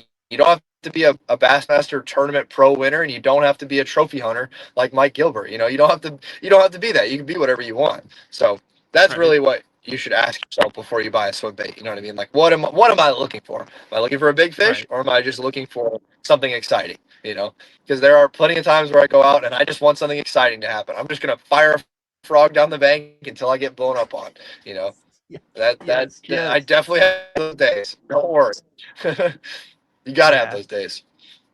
Oh yeah. I mean, I've been a conventional fisherman for a very long time, and there's nothing wrong with the tug. It doesn't matter how you're getting it, what lure you're throwing. Yep. No one cares. That's all we're all going out for. Is the tug is the drug, Yep. and that's all that matters. Yep. Yeah. Yeah. That is right. No one really cares. If people act like they care, then they don't actually. They don't love the sport. You know what I mean? They're just in it for No, whatever they reason. But don't. you should. Again, this is a completely creative endeavor. You're not fighting against anyone to win anything. So you just do whatever you want, dude. Do whatever you want, whatever makes you happy. If you like a certain type of bite, chase that bite. That is all up to you. Right? Like if you want to just throw a chatterbait or a spinnerbait all day long, do it. Nobody Yeah, cares, man. Like exactly. Who cares, dude? You have complete free will and complete control over your fishing. So that's the cool thing about it, is that you get to choose your path. Where lots of things in life you don't get to choose your path, but in fishing you get to decide how am I going to fish and what do I want to chase after. That's sick. yeah. That's a cool freedom to get. That's a really cool freedom. Yeah. It is. It really is, and that's the greatest thing too about fishing is it's up to your interpretation. It really it all boils down to, I mean, everything in it, the rod, the reel, the line, the lures, everything in it is just down to however you want to interpret it and however you want to do it. Yep. Yep. And that, like I said, that is the cool part about fishing, and that's why I try and stress, because like I said, it gets lost a lot of times. That gets lost in translation. That translates to people thinking they need all this equipment, all this gear, and all this money. And like, while that stuff is cool, but it's not the source of it. You got to remember what the Yeah. source is, and that's just going out there and enjoying your time on the water and catching fish and chasing towards a goal. Finding a goal and Yeah. chasing towards it, and that will, in my opinion, that makes you more fulfilled than anything else in life. Is just pursuing a goal like that. uh, and always keeping it lofty too. Keep the goal lofty. Yes. Yes. You, Yes. you Yes. don't want you don't want to you don't want to achieve it too easily. It's got to be No. hard. Yeah, that's why. I mean, that's why I respect you don't want to catch your world record on a bed. Like, you don't want to make it easy. You want to make it as hard as you can for yourself because it makes it a challenge. Yeah, and it's what I believe in. You know what I mean? Find something to Yeah. believe in, stand by it. And show people why you think it's right. Yeah. That's how I think fishing should be. It's a blind cast. It really is. And some days you don't win. Like me, I'm on a 4-day squeaker. I haven't caught anything in 4 days. Dude, I have days all the time where I don't win. you know, Oh yeah. like I know it's Yeah. my job. I know it's my job to post stuff and make it look like I'm winning all the time, but I'm not. I promise you, I'm not. I just told you I spent 38 days on BWO without a whiff. 38 days. Think about that. Think about 38 consecutive days of just nothing, just all day nothing. Like that's rough, dude. And that's Yeah, okay. like That's part of it. yeah. I wonder how you get through the mental grind of that one. I just sometimes it's just delusion, dude. I just delusion. It's gonna happen, dude. It's gonna happen. As long as I believe it's Yeah. gonna happen. It has happened before. That's the thing that gets me. I'm like, okay, it could happen to me then. So that's why I just gotta keep going. And it definitely will not happen if I'm not casting for it. Like, so might as well be casting. Like, Yeah. yeah, that's 100%. You're not gonna catch any fish from a couch. You're just not Yep. gonna do it. Yep. You have to be casting, even if the odds are 0.1%. Like, you still have to be casting. You know, that's the only that's like the only way to increase your odds. The only way. yeah, that's why like when I get off work most days, I go out. I might get to go out for like 2 hours, but I'm going out. You can catch anything in 2 hours. Bro, you could. I've said this before, but I could walk down to the lake right now, make one cast, and catch the world record. Like, you don't know, Yeah. dude. You have no idea. That's the cool part You got about no fishing, clue. is that there's always a hope there. You could be reeling in this random cast on this random bank, and a teener just thumps your lure, and then you're a changed man forever. Your whole life has changed right there. It's cool. I know if I It's catch a cool. teener, my whole life is changing. I'm telling you that right now. Yes, very changed. You wouldn't be able to stop throwing whatever lure you had on. That's like locked on your rod for eternity at that point. Dude, that's me with the Tyrant 10, dude. The Tyrant 10 is just like glued in my hands at all time. Like, bro, Yeah. that's a big fish bait. Is that your favorite working class zero bait? Yeah, I mean, like, in terms of getting a big bite, yeah, that's it. Yeah. It gets gigantic fish to eat. Okay. They'll do stupid stuff for it. All right. I've been eyeballing the gutter toads. I gotta pull the hammer on that one. Those things look sick. The gutter toad's fun. I really like the gutter toad. Yeah. It skips really well. It's just a good, like, fun run and gun bait. That's a really enjoyable bait. And you can also fish it on a jig. You can do all kinds of stupid stuff with it. Yeah. That's a good. I like that one. Yeah, that one looks fun for me because like I feel like I get away with a little bit bigger of a top water bait because I've used bigger top water baits before. So I'm like, okay, that kind of sits in my confidence area. So I feel like it's not too far out of my realm. Well, the 5-inch gutter toad is not a big bait. It's so small. The 6-inch one Yeah. is like a little big, but the 6-inch one, even then, is still a small bait to me. Like, it's not that big. The 5-inch gutter toad will get bit anywhere. There's not one place on earth where you can't catch a fish on that thing. There's no way. It's just too small. Yeah. Like, good size. Okay, well, see, that makes me feel really happy because then that makes Yep. me like, I mean, I can catch it, something on it. Yes. Yeah, yes. I believe it. Anyone. Now, I saw you on your recent video too. You were fishing the mini metro. I hadn't seen you Oh, yeah, fish yeah. that at all before. How are you liking that So one? I've thrown it in the water a couple times just to test it out, and I always liked the action. That was the first time I took it out for like a real trial. Caught some fish on it. That's a super fun bait.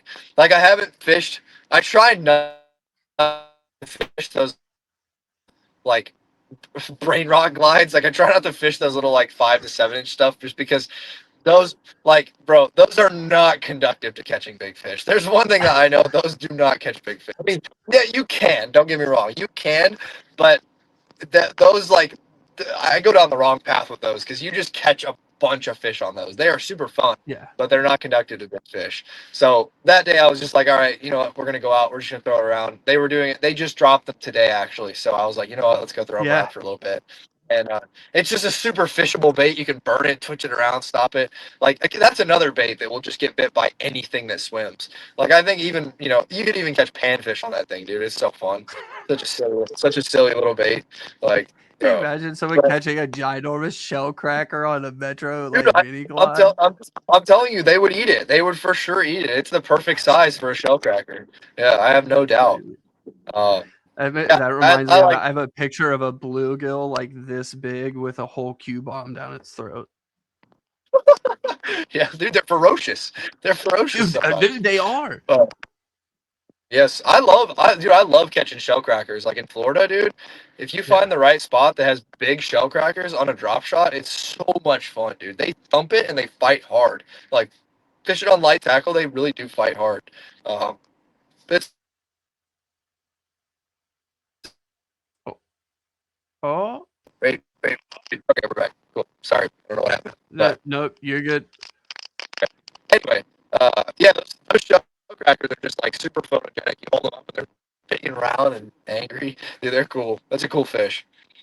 Yeah, they are. Like I would imagine going after those would be super fun. Like I think you've done like the little 60 millimeter or 40 Yeah, millimeter 40, Imakumushi the elastomers. 40 Imakumushi. Yeah, that one's Yeah, fun. They that'd be a love blast. that. That's what I use up here a lot is the little 60. I drop shot that thing all the time.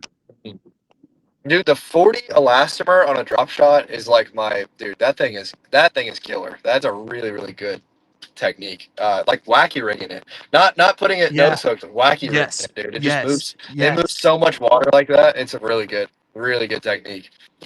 Yeah, I like that, and I throw it on my BFS rod, so it makes it even more fun. I don't have to use a spinning. Yep. So.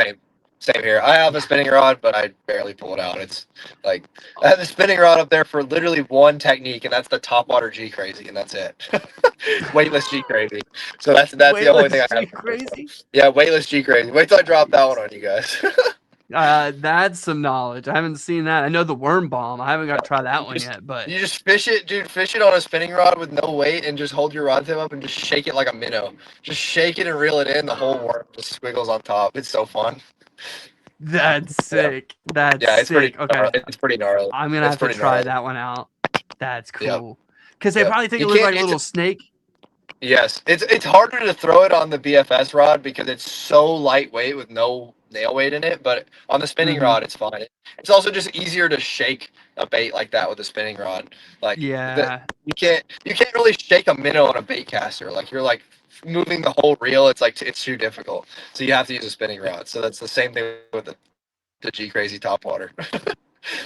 that's so crazy. I haven't even thought about that. I've been trying to think of like some sneaky ways to rig it myself, and that's not one of them at all. Yep, yep. The top water style, dude. Same setup. Just literally rig top water. Yep. And then did I also just see that geecrack just came out with a new gilling twist? Or it's not new, but it's a slow sink, right? Not a float anymore. Oh, did I lose you?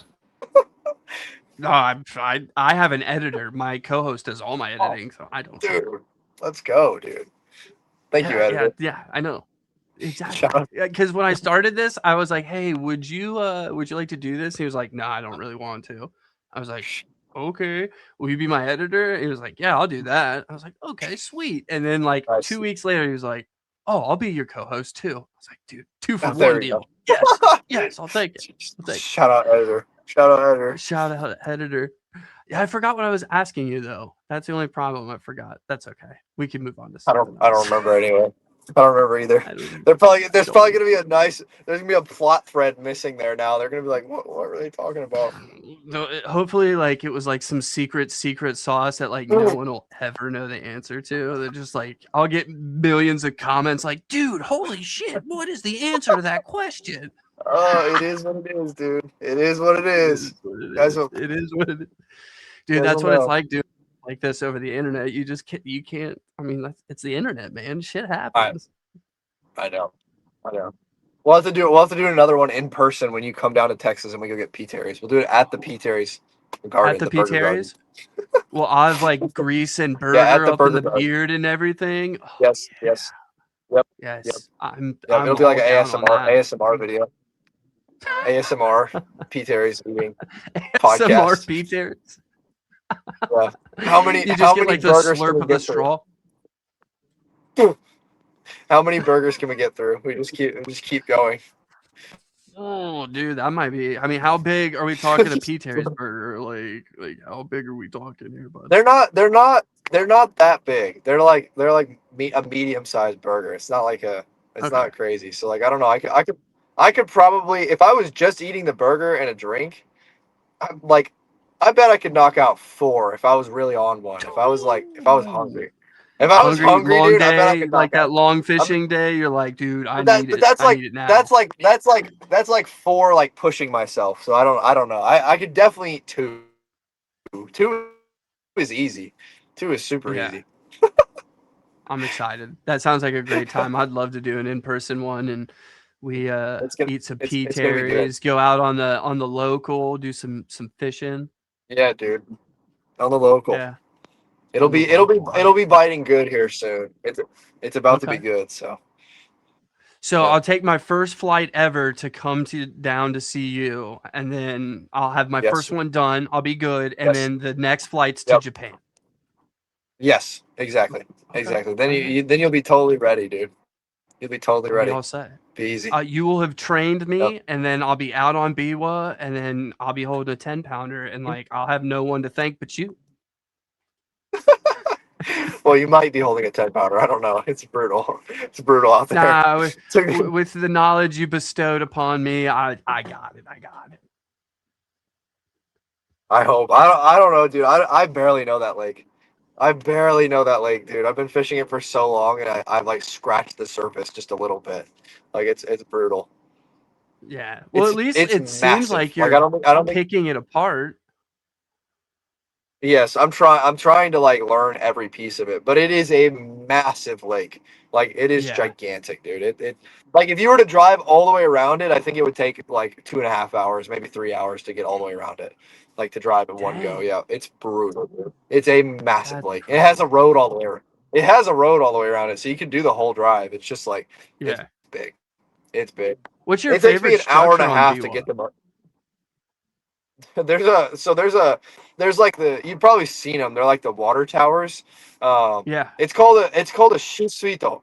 So the shusuito is like it just means like take water building. Like that's basically what that is. And Hmm. it's just like it's an old water tower. They have like four legs that come down, and almost every single one of them has a school of giant bass that sit on them.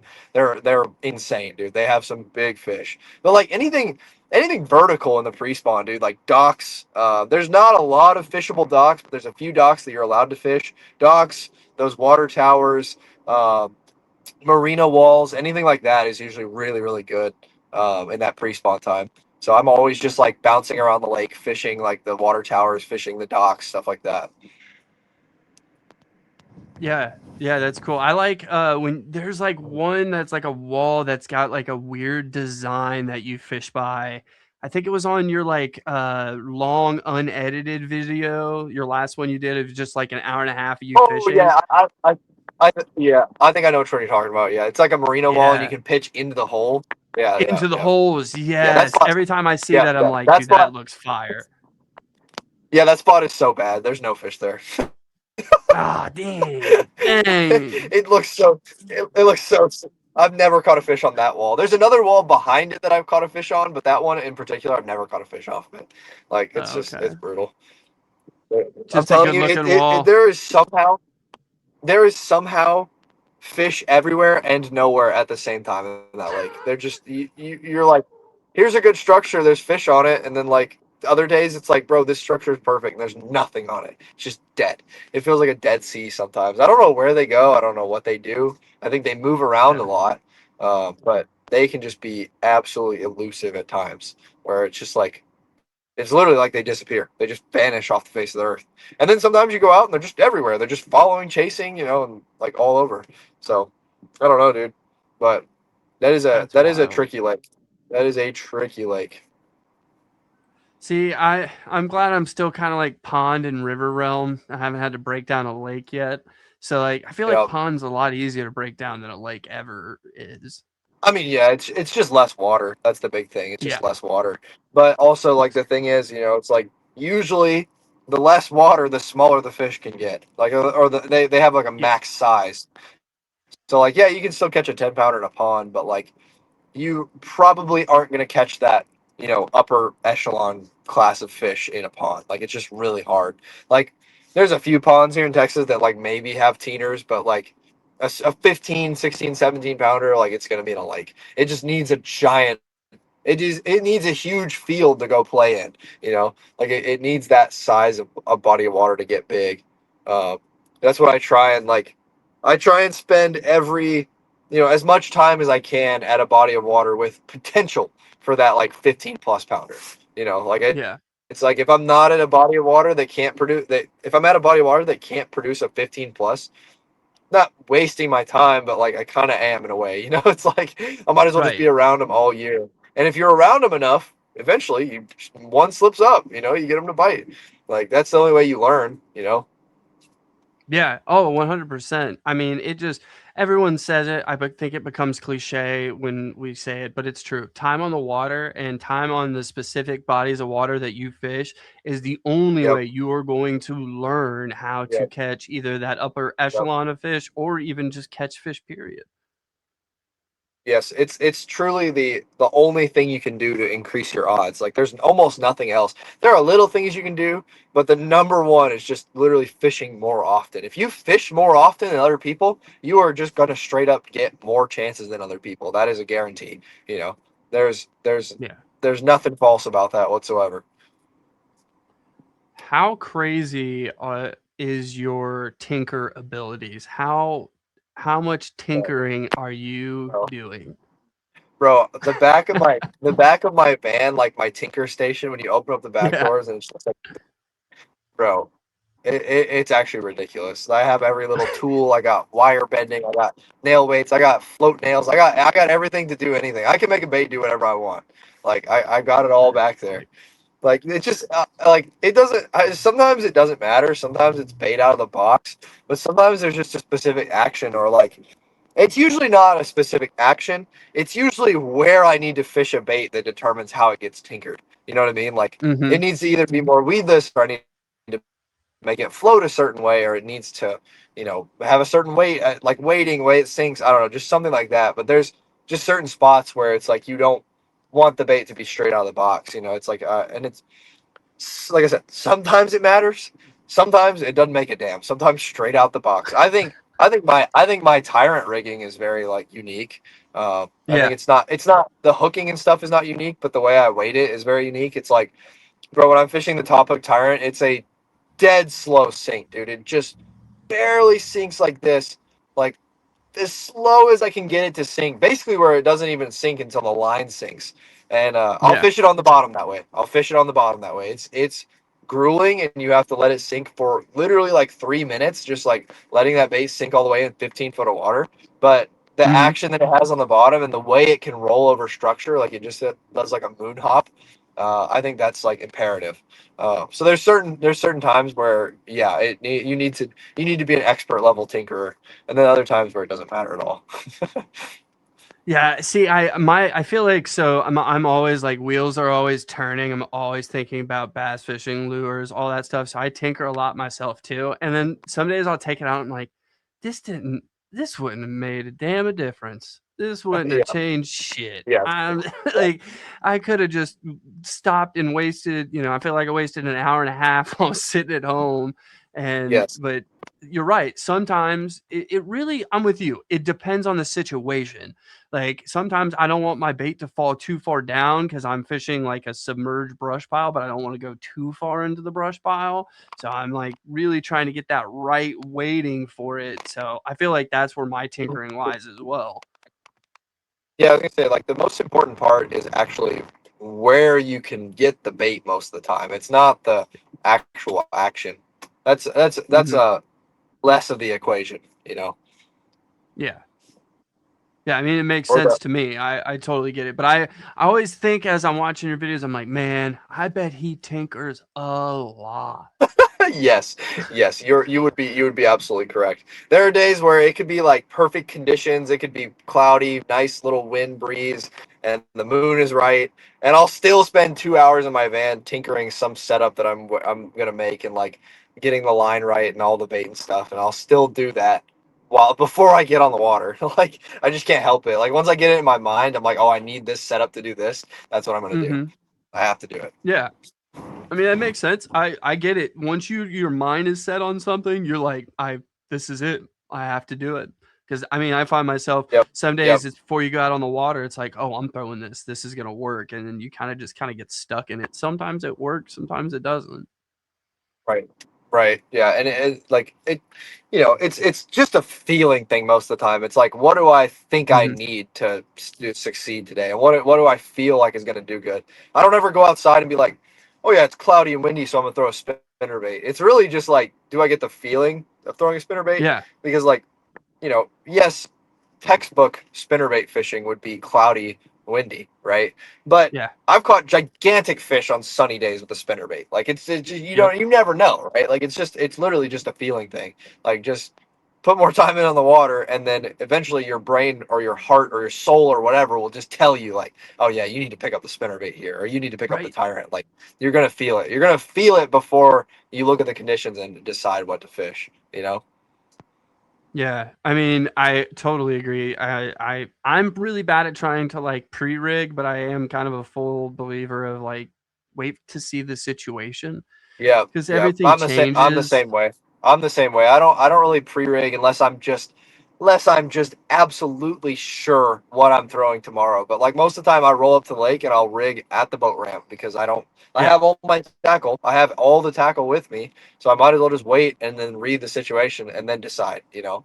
And if I make a yeah. poor judgment, then oh well, like whatever. That's how you learn. Yeah, I mean that's how you learn, and those situations. Learning through those situations is how you learn to go. Oh, that's how I feel. Today is that Yep.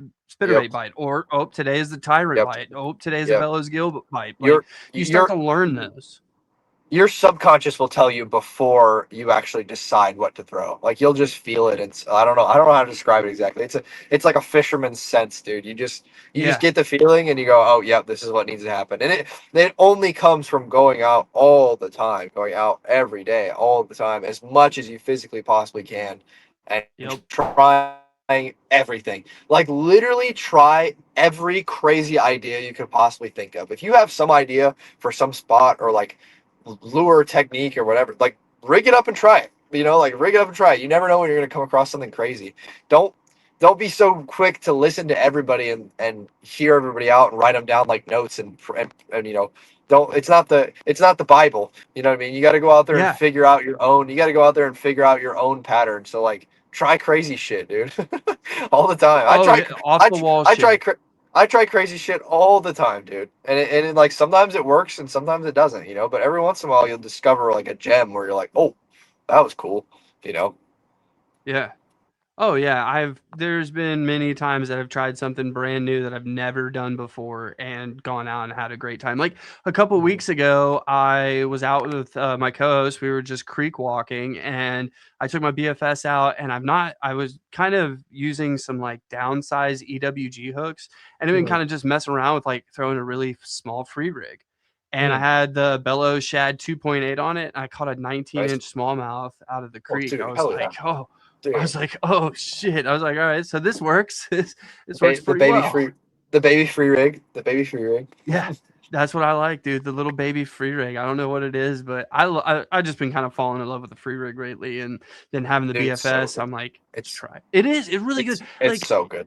It's so good. if you're throwing a Texas rig, throw that away. Bro, The I free know, rig's better. I know, dude. I think a free rig just excels so much better. I mean, it's like Yes. it's similar, yeah, but it does allow your bait to fall further from the weight, and also it is Mm-hmm. just so much more weedless. Like it comes through Yes. so much more stuff. That bullet weight just tends to get wedged in between things really well. But the fact that the weight is actually hanging on the free rig, it just doesn't let it wedge. It just rolls over everything. Uh, I'm a big advocate for the free rig. And it's funny, like even the way I fish the free rig with like a big worm, like you know, the new G Crazy Fat is going to be designed around the free rig, and then like the Yaman stick or the man's jelly worm, like dude, I just drag it, like Yes. Yes. literally just straight up. I'm not hopping it. I'm just slowly dragging it. Pull it up, rod tip, go from 10 to 2. Just drag it 10 to 12, 10 to 12, right, over and over again, just slow as can be. But that free rig does creep through stuff so much better than a Texas rig. Like I think it will always. Uh, like I said, it's just the weight shape, and that's a subtle difference that, like, a lot of people wouldn't really understand that. They'd be like, "Oh, it's the same thing," and like, yeah, in a way, it kind of has a similar Mm-hmm. action, but it just depends on how much time you're spending out there and what action you desire. You know what I mean? Like, I definitely desire that free rig action. There's something about it that's different. It works really well. Yeah, I was fishing like it seemed to be coontail, but it was just starting to kind of grow up. And I mean, like if you were trying to throw a Texas rig through it, it gets stuck. But with that free rig, Right. you could just slowly Yep. drag it through, and it would like crest through the grass and then drop back down, and then Yep. just crest through the Yep. grass and drop back down. And I was getting smashed on it last weekend on that. That's sick, dude. Yeah, that like I said, that weight it wants to roll over stuff instead of getting Mm-hmm. wedged. Like that Texas rig will pick up so much grass. And like there's a time and place for it, you know. I think Texas rig around trees, yeah. Flipping trees, Yes. Texas rig Yes. all day. Peg a Yes. Texas rig, flip that Peg it. sucker in there. You know what I mean? Free rig does not work well there. But and like just trees in general, I don't really like the free rig around. I think Texas rig works better. But yeah, again, that's just stuff that like, dude, you got to put in so much time on the water to figure out stuff like that. Like just Oh little yeah. subtle differences. But it makes me more confident. So when I'm out there fishing, you know, that's the big thing. I feel more confident that way. So then I catch more Yeah. fish because I feel better. Yes. Yes. Fish confident, catch more fish. That's the way to do it. It's simple. It's really simple. It is. It really is. Confidence is key. At least that's how I think. And that's you like that's why like geecrack has just become such a confidence thing for me. What I've noticed mainly with that brand is their soft plastics, especially the SAF, bass will hold on to that Mm. thing forever. I don't get why, Bro. but they will. It's dude, it's literally a like a it's not just like a oh it's scented or like whatever, but I've been into the factory and I've held the like SAF powder. Mhm. You can eat it. It's like legitimately edible. It's amino acids and salt. It's not anything Yeah. crazy. It's just there are amino acids in everything, and it tastes like a real food to fish. Like they can actually, because amino acids and salt are both water soluble. So, like a lot of people don't know this, but if you go into a store and you pick up, you know, Bang energy or no Bang spray, whatever. Sorry, I'm thinking about energy drinks. Yeah. So you pick up a Bang spray, like a scent, any of them, right? And you look on the label, and if it says oil based scent, bass literally cannot detect oil based scents because oil is not soluble with water. So their palate will not process it. They can't smell it. They can't taste it. It literally just they maybe feel it. I don't know, but anything that's water soluble, like salt and amino acids, which is in the SAF material, bass can actually smell or taste it. Like it'll actually Mhm. dissolve, and they can actually taste that. So there is a big difference there between oil-based scents and then actually things that are water soluble. So amino acids are that way, and I think they can literally tell a difference. They put it in their mouth and they go, "Oh, this is real. This is the real thing," right? Like Yeah. I kind of compare it to like, you know, like are you a cat person at all? Do you like cats? Yes. Yes. Yes. I like cats, right? And cats are funny, right? So if you put out a bowl of food for a cat, right? Obviously they'll Mhm. like eat it, they'll pick at it, whatever. Maybe they'll be excited about it every once in a while. But like just standard cat food, whatever, you just get a basic reaction. Bro, when you know that little squeezy tube thing, the little treat that you squeeze out and they lick it, like that they give them at the vet Yes. and shit, dude, every time you hold that sucker up to a cat, they freak out. They'll grab you and hold on to you and lick it and try and fight it away from you. Dude, that is insane behavior from an animal that you wouldn't think cares about taste very much.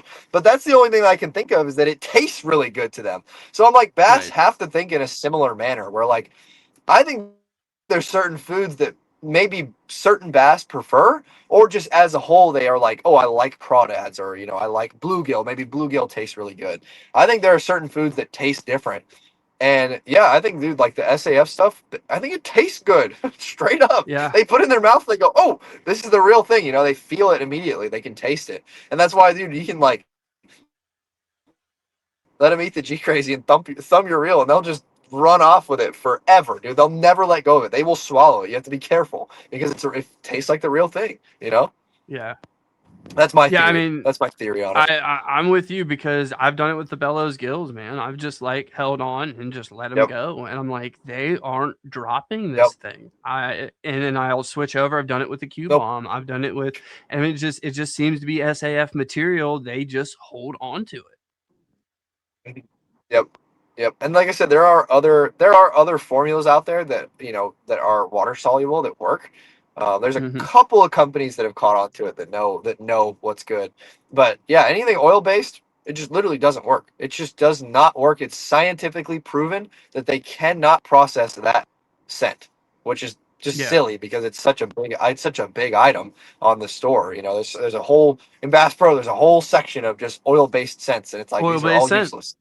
Yep, That's these are crazy. all useless. It's another one of those fishing to catch the fisherman, not the fish. Yep, yep, absolutely. So you got to sometimes you got to look at the science behind it like that. Why does the scent work, or why does this certain thing work? That's Yeah, it. You know. that's super cool. Well, Marshall, I've taken up about 2 hours of your time, and I really do appreciate it. Oh, dude, I So appreciate you having me on, dude. It was an absolute pleasure to sit here and chat with you, for sure. yeah, dude, it was a blast. I'd love to do this again anytime you want. Maybe have you on again after your next Japan visit, or like you said, we'll together in Texas have some P Terry's. Dude, an in-person one would be so sick. And at the very least, let's go fishing sometimes. Yeah. You got my number. Yeah, man. Hey, that sounds amazing, Marshall. Well, if you want, shout out where people can find you. I'm sure most people know, but go ahead and give it a shout out. So YouTube is the Homeless Fisherman, Instagram the Homeless Fisherman. But if you really want to support, go check out the Patreon, and then go check out the Paddleboard Crusaders YouTube, Instagram, and then the website. I don't know when this is dropping, but we will have a batch of hats dropping very soon. It's gonna be the first batch of hats Oh, on the website. So lots of cool I'm gonna things in have to store get with some of that, and I those. have more exciting news about Paddleboard Crusaders coming here in the next like 3 or 4 months. We'll get some really really exciting news. So I'm not gonna spoil too Awesome. much, but if you want to really Awesome. support me and the team, that's where to go right there. Thank you guys so much. Thank you so much for having me on, Matt. It was a pleasure, absolute pleasure. Hey, Marshall, the pleasure really was all mine, man. I appreciate you coming on, and good luck on your adventures, and good luck on catching that world record, my man. Thank you. Coming soon, coming never.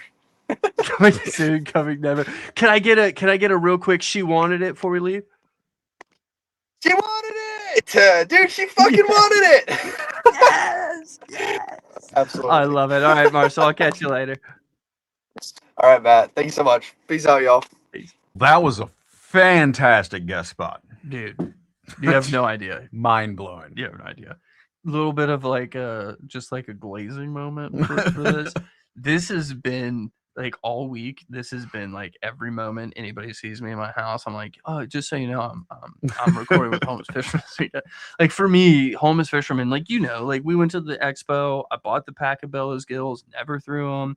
I crushed my hand, started watching him, really fell in love with his content, started following him, started throwing the Bellows gills, became a huge geecrack fan, and it just kind of like snowballed.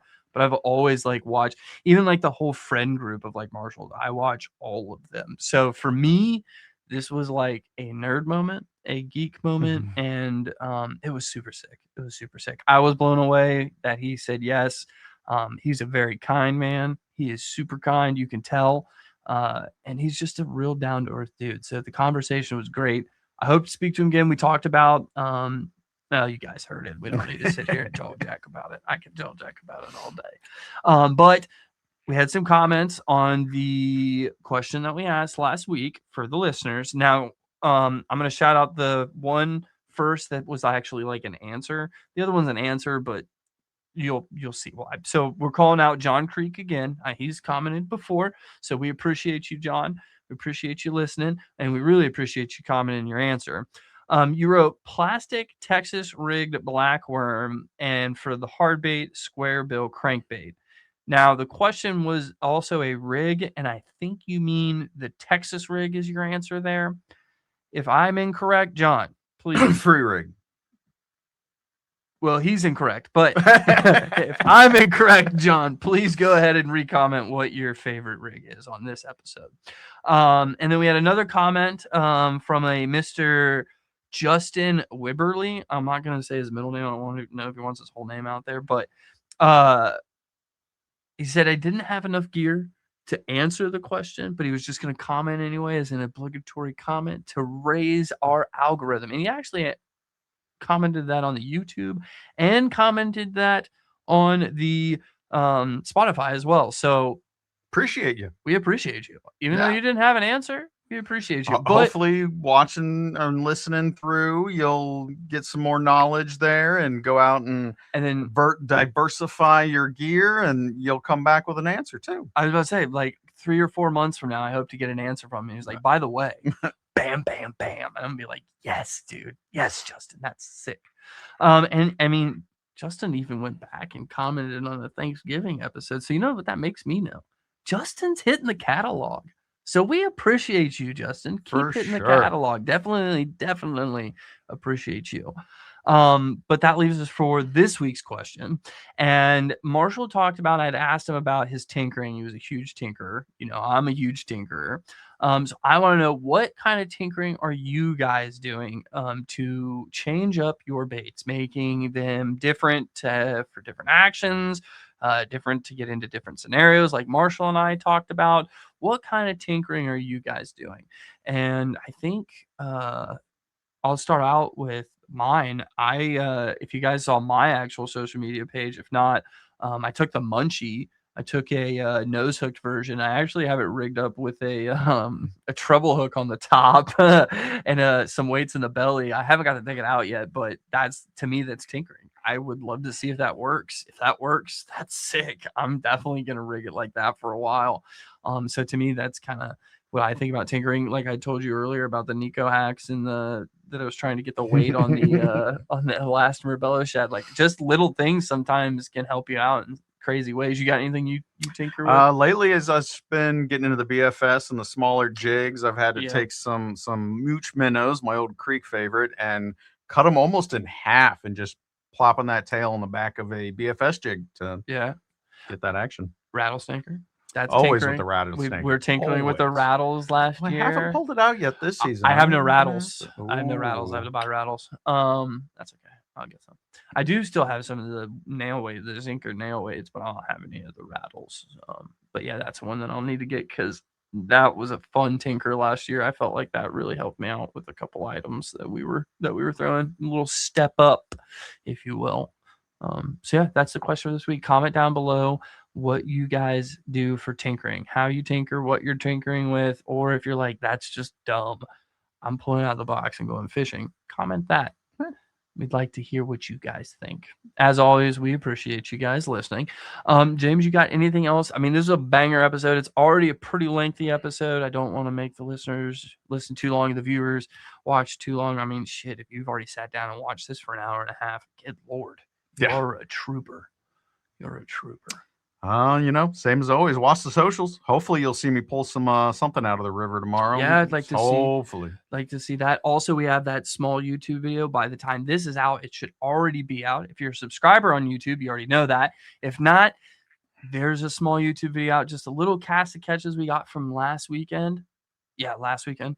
We're just kind of dabbling into this. If you could let us know what you guys think of it, what you would do differently, maybe some comments on some constructive criticism. What you'd like to see in the future out of our YouTube dive. Yeah, I mean, go on there and comment on the video. Yep, just comment on the video. And I just want this to be known. We're not like diving to where you're going to get a video every week or every day, but we kind of want to make some sort of YouTube video once a month.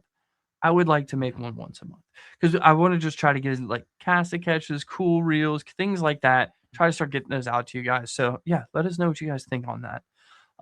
But yeah, otherwise from us, I mean, that's going to do it here for Small Ponds, Big Dreams. We appreciate y'all for taking the time to listen. If you enjoyed this show, and I know you guys really did this one because you got to listen to Marshall talk with me all the time. So that was fun. Give us a follow, leave a comment, and share it with your fishing buddy.